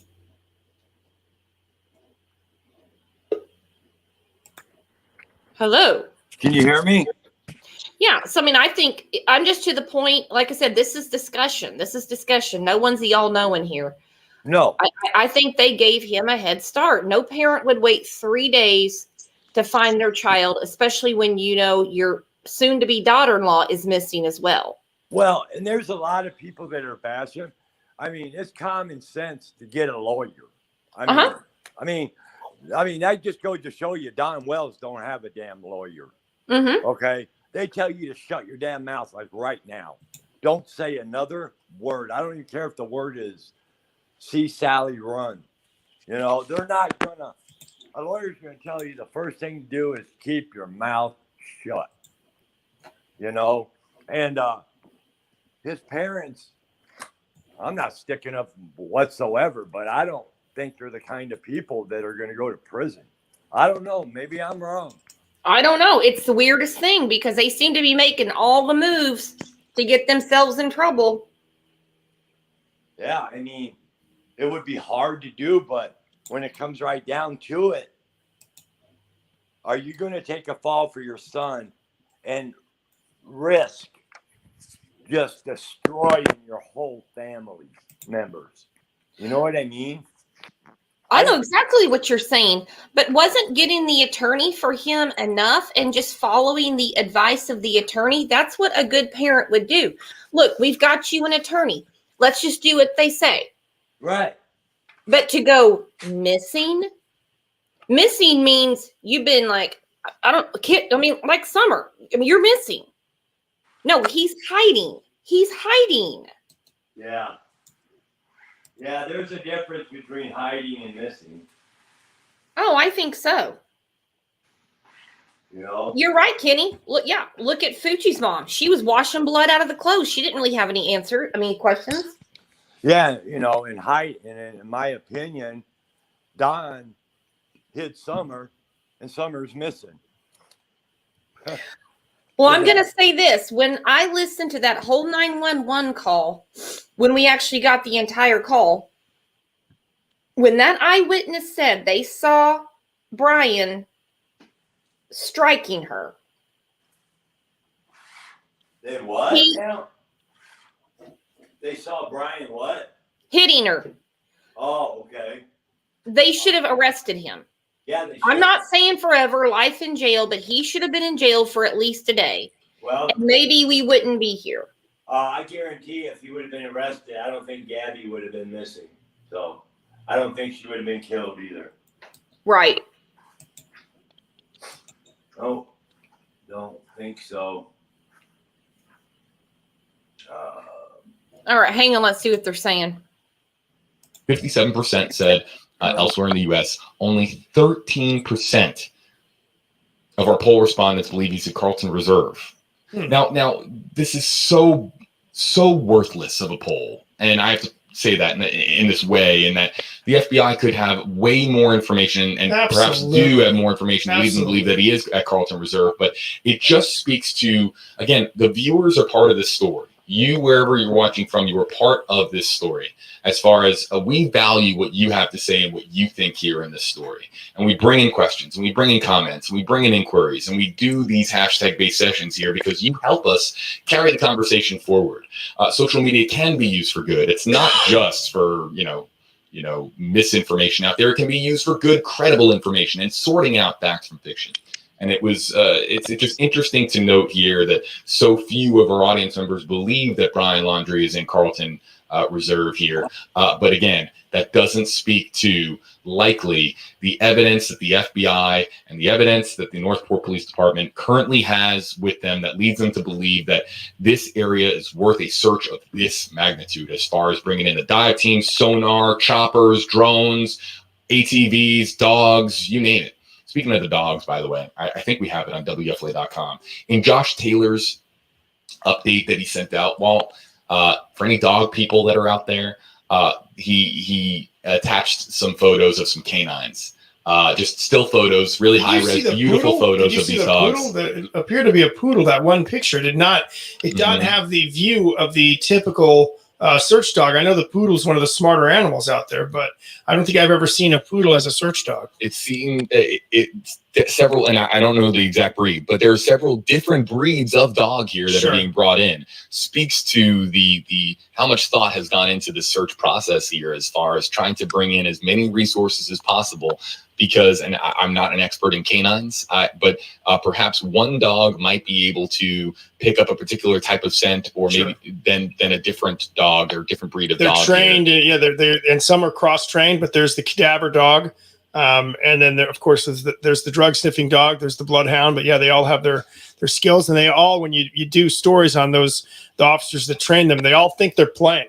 They all think it's a game, and so they are happy to be out there, I'm sure, because otherwise they are sitting around waiting for their next assignment. And they I'm sure have a time frame for how long they can work in the heat on a day like today. Let's get to some more hashtag KJB comments here. I think we're going to go another 10 to 15 minutes before we have to take a break here, folks. We can only talk for so long, commercial free, Walt and myself here. As much as I've been talking now for pretty much a week straight, and I go home and I listen to, as they call it, the sound of silence at home. Of course I talk to my wife. Another musical reference? It's the sound of silence. Sound of silence, a little older. Yeah, that might be before your time. Yeah, I think it's a little bit before my time. But I do give my voice a rest, because my voice was shot this weekend, and my voice has begun to improve as I've drank a lot of tea and hot soup, and there have been so many kind comments. And thank you for all the kind comments that I've been receiving, as far as JB, go home, rest your vocal cords, drink tea, and all the different types of tea that you can put in your throat to help restore your vocal cords. And I really appreciate that. It clearly has worked. So a heartfelt thank you for all the commenters that messaged me that. But yeah, still around the clock here, we're monitoring developments here on this story. And as much as, we've been talking here nonstop, we do have to take a break every now and again. So we are going to be taking a break here in a little while. But Well, it's again, last call, or not last call, but almost the last call for your hashtag. It's the last Hey, call. JB, last call, like at the bar at night where they say, we got to clean up the bar, last call for any drinks, kind of like that. We're getting closer to that territory here. Without the drinks. Without the cocktails, without the cocktails, the beers, or the glasses of wine. Let's get to Alicia Rich Beckham. This one's, I'm going to let Walt take this one. Hashtag, hey, Walt, can authorities make his family do a lie detector test? I don't know off the top of my head. I don't believe they can. You have and your right I to don't remain think silent. you want to. Right. You have the right to. Yes. So sure, you could do that, and they could just keep. I don't even know if you can make them physically do that. I think they have to.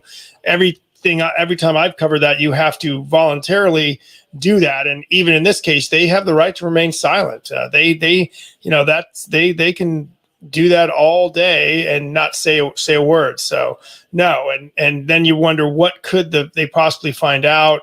We've gotten a lot of questions about can they charge the family? Well, we don't know there's a crime. The answer though, they could charge the family. Yes, absolutely, but with what? And those are things where, again, one of the many things we're waiting for right now. We have nobody charged. We know there's a homicide, but again, Brian Laundrie is a person of interest, which means they think he could be connected to a crime. They have not said which crime, though. Anything can happen. These things can change. We think we know how this is going to play out, but we do not know how it's going to play out. Chelsea here, hashtag, hey, Walt, specifically for you, how long do you think it'll be before they find him? See how I dodged this question? All you. I'm going to reference I believe in this possibility. I know the FBI has used psychics in the past. I had a psychic reach out to me on Facebook. You heard it here first. And she said, as of yesterday, she said, this is her prediction, not mine, attributing it to this particular woman who said she's been involved with these cases before. She said 28 days. She gave me an exact day. 28 days. No, she said he will be found alive in 28 days near water.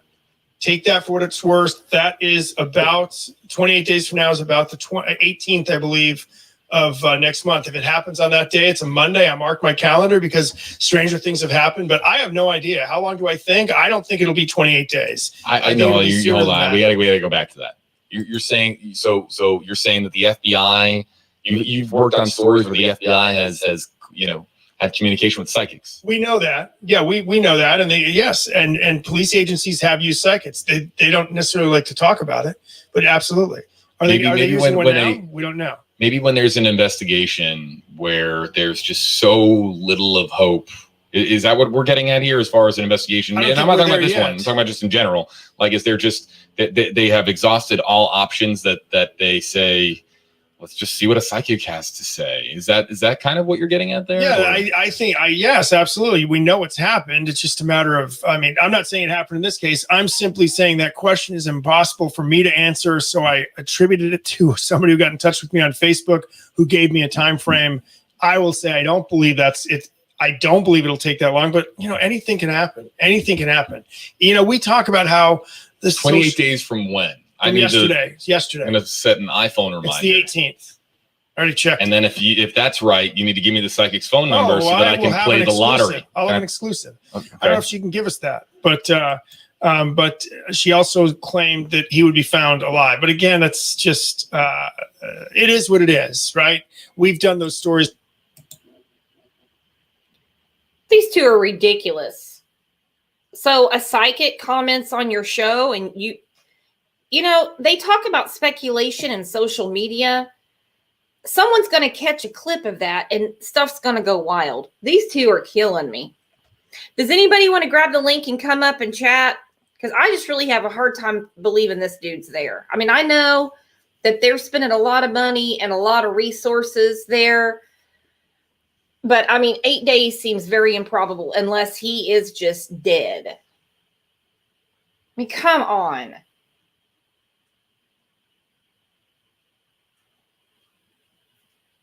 I'm glad old JB's making a name for himself, but this is getting ridiculous.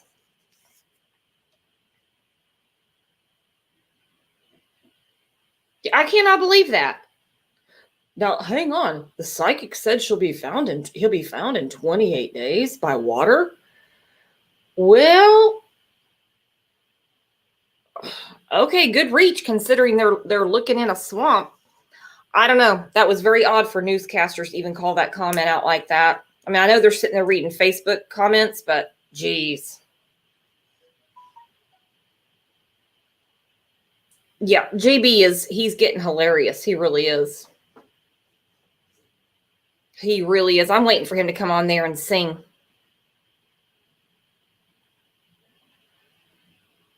I think they need to get to a point where they need to just go live when something's breaking.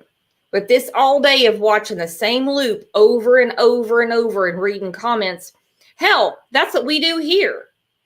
Good Lord. All right, Pat.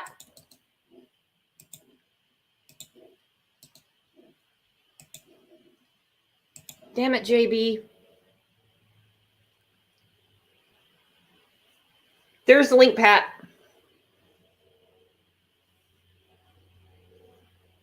Well, yeah, to be fair, it was. You're right, Jameson. Jameson, are you really a defense attorney, or is that just your YouTube channel? You don't need to tell us like you're where you work for real. We are more fun. We are more fun. But what they're doing, that's the kind of shit me and Kevin do.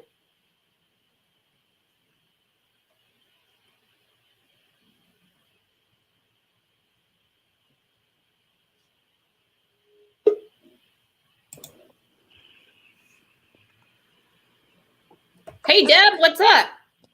Hey, I think you're absolutely right. I just couldn't believe that. Yeah, they're going by psychics. That's just ridiculous. Well, when they're sitting there talking about his hair, as if his hair was gonna, I mean, he's balding. Well, he's balding, but he could have like a crown type thing, right? Like a crown type of hair. Yeah, but they're making it sound like he's walking around with like a new floppy mane of hair and like Don Wells. Yeah. Like a fucking mountain man's beard. I'm like, his appearance did not change that much in 8 daes. No, exactly. I'm like, come on, that's crazy. Hang on, Pat's coming up too. Okay. Hey, Pat, what you thinking? I think he's taken off somewhere, but I don't think he could handle it in the bush or the swamp.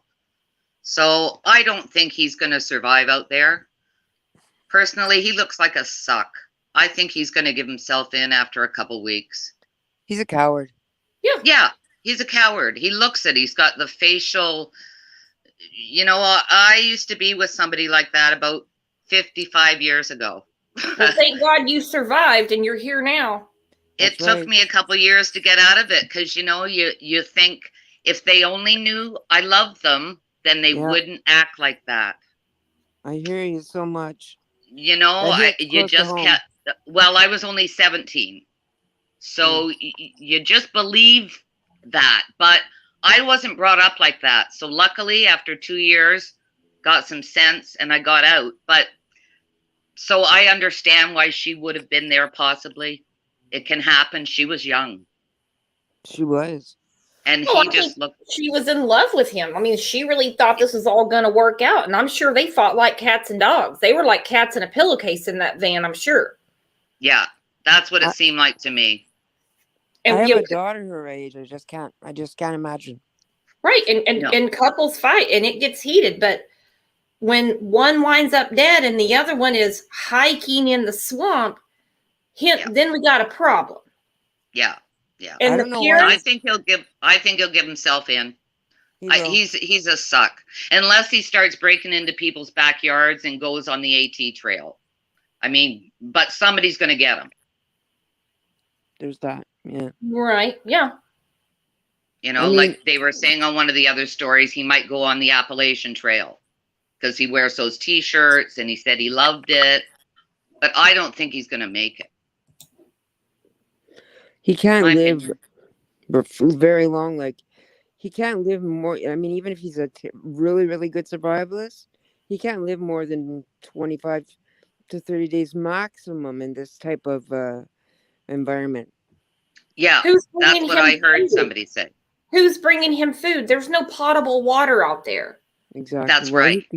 He could have stocked up on that, but that'll run out real quick. yeah. You know, he's going to have to keep going maybe into these ranger stations in the middle of the night. But I'm sure the FBI, somebody's going to start putting up cameras. Yeah. Hey, Jameson, grab the link. Come up and chat because I want to hear what you have to say. I'm up in Ontario, by the way. So. Oh, okay. I'm in Montreal. Oh, you're the Montreal lady. I am. All right. Well, we stay on top of these things. We like our neighbors in the U.S. Good. Well, we love you guys too. Mm-hmm. Well, we don't want Crazy Brian up here, though. No, we don't. No. We don't. But if I see him, you can be sure I'll call the FBI. Yeah. Well, don't put your address on here then, because he might be up there. Or next thing you know, Don Wells is going to say you have summer. Oh yeah, yeah. Well, he's another piece of work. Oh, you know what? Kevin says it all for me. When Kevin gets going, I have got my hand up going, you go, guy. You go. Yeah. Kevin gets so mad at Don. He gets more mad at Don than anybody. Yeah. Yeah. Anybody. You can hear it in his heart. He's just, I'm sure if he was in front of Don, he'd one plow to the face. Because he's like been there, done that, right, Mhm. Kevin? So he's not been there, done what Don Wells did, but I mean, he was an addict, and he got over it. Yeah. So he knows. He knows. He knows what's going on in Don Wells' head. Yeah. Yeah.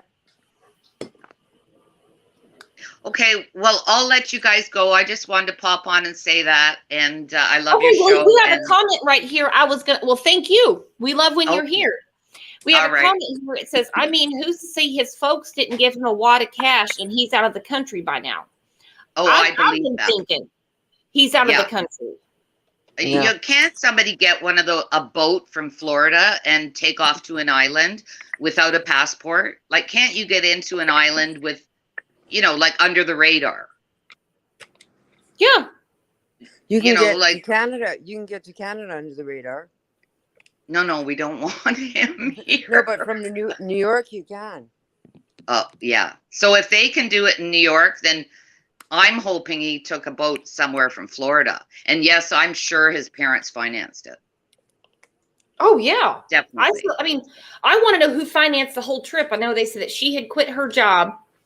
Okay, but still, you had to renovate the van.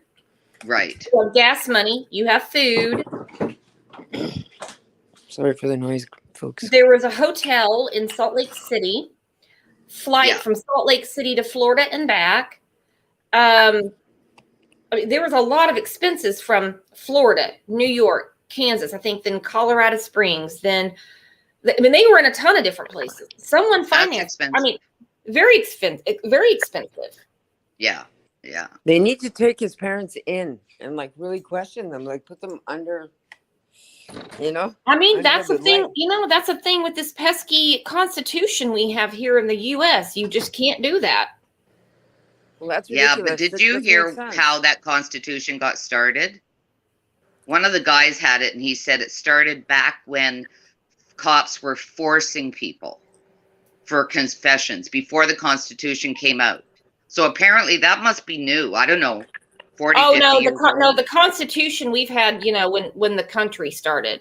But what I'm saying, the part where you don't have to say anything, the pleading the fifth. The fifth. Yes. No, it's always been there. Has it? Oh, okay. Yeah, okay. It's not new. It's not new. That's an old one. Yeah, I'm pleading the fifth. Yeah. Undercover. I was joking when I said it's pesky. I'm just, for some people, they don't understand American laws. And I don't mean about people that don't live in America. I mean, actually the people that do live in America. Right. And they'll say, why don't they just go get him? Why don't they just go get him? And I'm like, well, it's that I'm being sarcastic. Yeah. It's not easy. Yeah. There's a lot of red tape laws. Well, yeah. I mean, who wants to just get picked up because someone thinks you might have done something? That's right. Yeah. Yeah. That wouldn't be cool. But now we're talking about a homicide. Excuse me. Now we're talking about a homicide case. I mean, they've got to be more serious about his parents. They know more than anybody else around here. Yeah, you know? Definitely. And his parents obviously had money. Yep. You can Hang see on, from their we got home. Cody's coming up. Hang on. Hi, Cody. Hey guys, how we doing? Pretty good. How's it going this afternoon? It's actually going pretty good. I'm actually been watching the case pretty well. You know, and I work for a guy. I won't release his name on here because I don't want his identity being given out. But I work for him, and we've been following this case, and you know, we've been following it ever since day one, and we think that he is well out of the country. You know, and I think that he knows he did this. He knows he's going to get caught. If he's still alive, you know, I think that he knows that he is, you know, being searched for by FBI, federal marshals. Every police department in the United States is pretty much alerted, you know, and I think that he's going to, like I said, you know, to him earlier today, I said, you know, he's going to get caught. I mean, you know, he knows he did it. I mean, he can't run for much longer. I mean, his food supply is going to be short. You know, he doesn't have anywhere to go. I mean, you know, the FBI's been to his house. The FBI's been to, you know, several different locations. And I just think that he's not nowhere near here. I mean, it's obvious. I mean, he's not here. Yeah, I think he ran fast. And did a police officer even really see him face to face from September 1st on? I haven't been able to figure that out from all the channels.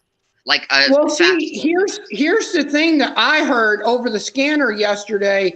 I've been listening to the police scanners that, you know, of Sarasota, Florida, and they said yesterday that a male, now I can't confirm that, but a male was seen refusing coming out of an apartment complex, and they called and they said, well, the guy could be refusing, and, you know, they sent the units over there. Now, I don't know if it panned out, but, you know, he's not here. I can tell you that right now. He will not be here. He knows better to not be here.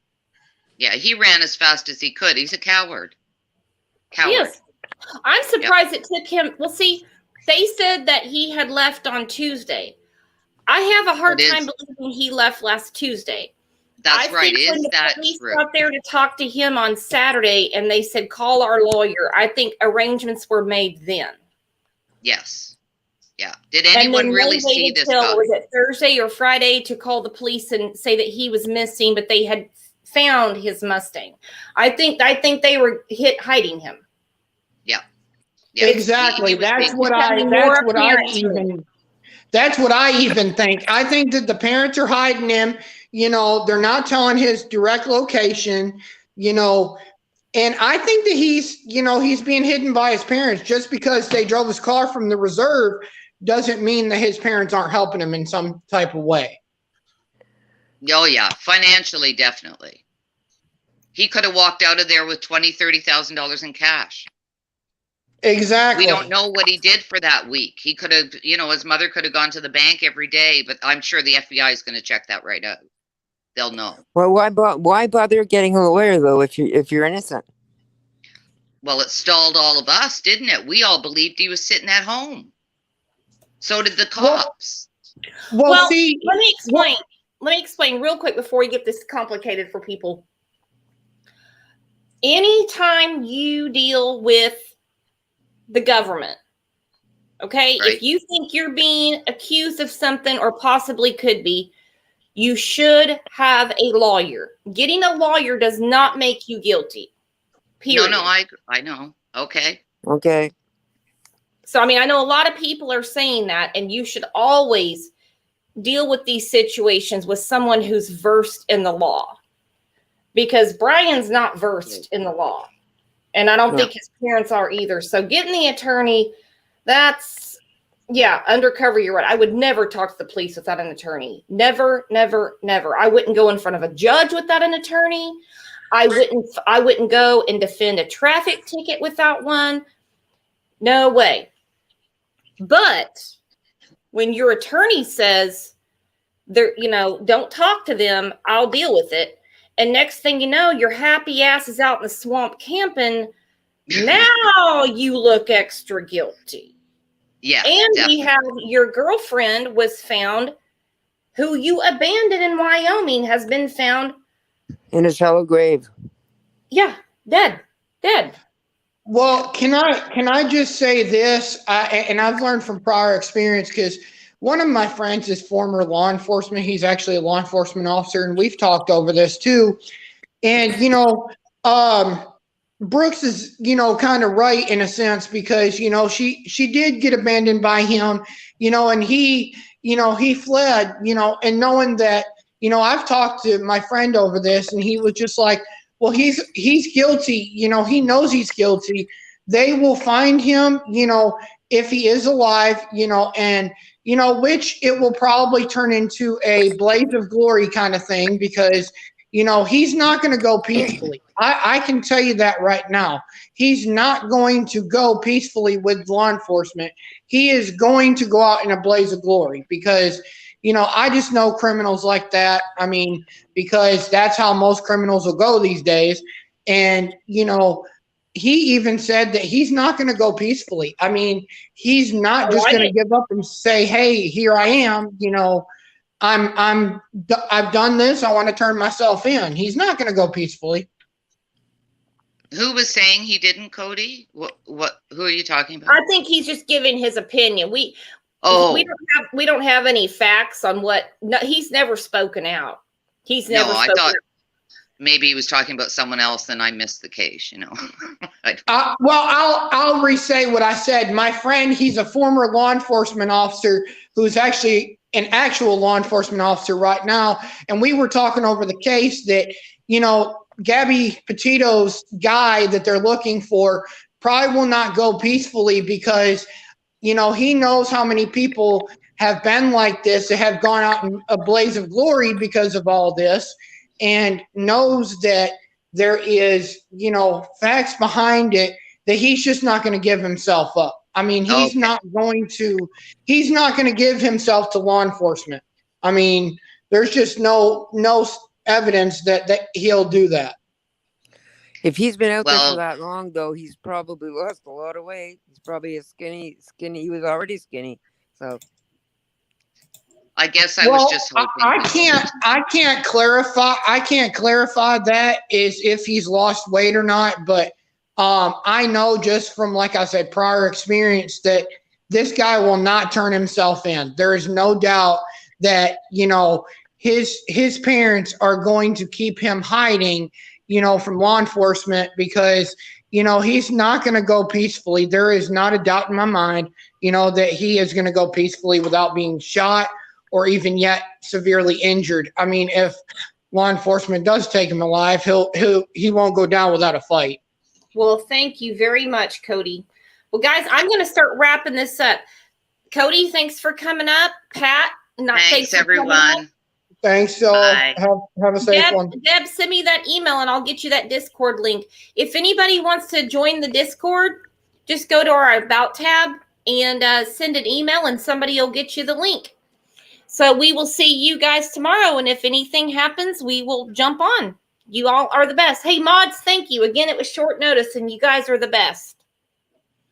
Bye-bye. Have a good day. Bye.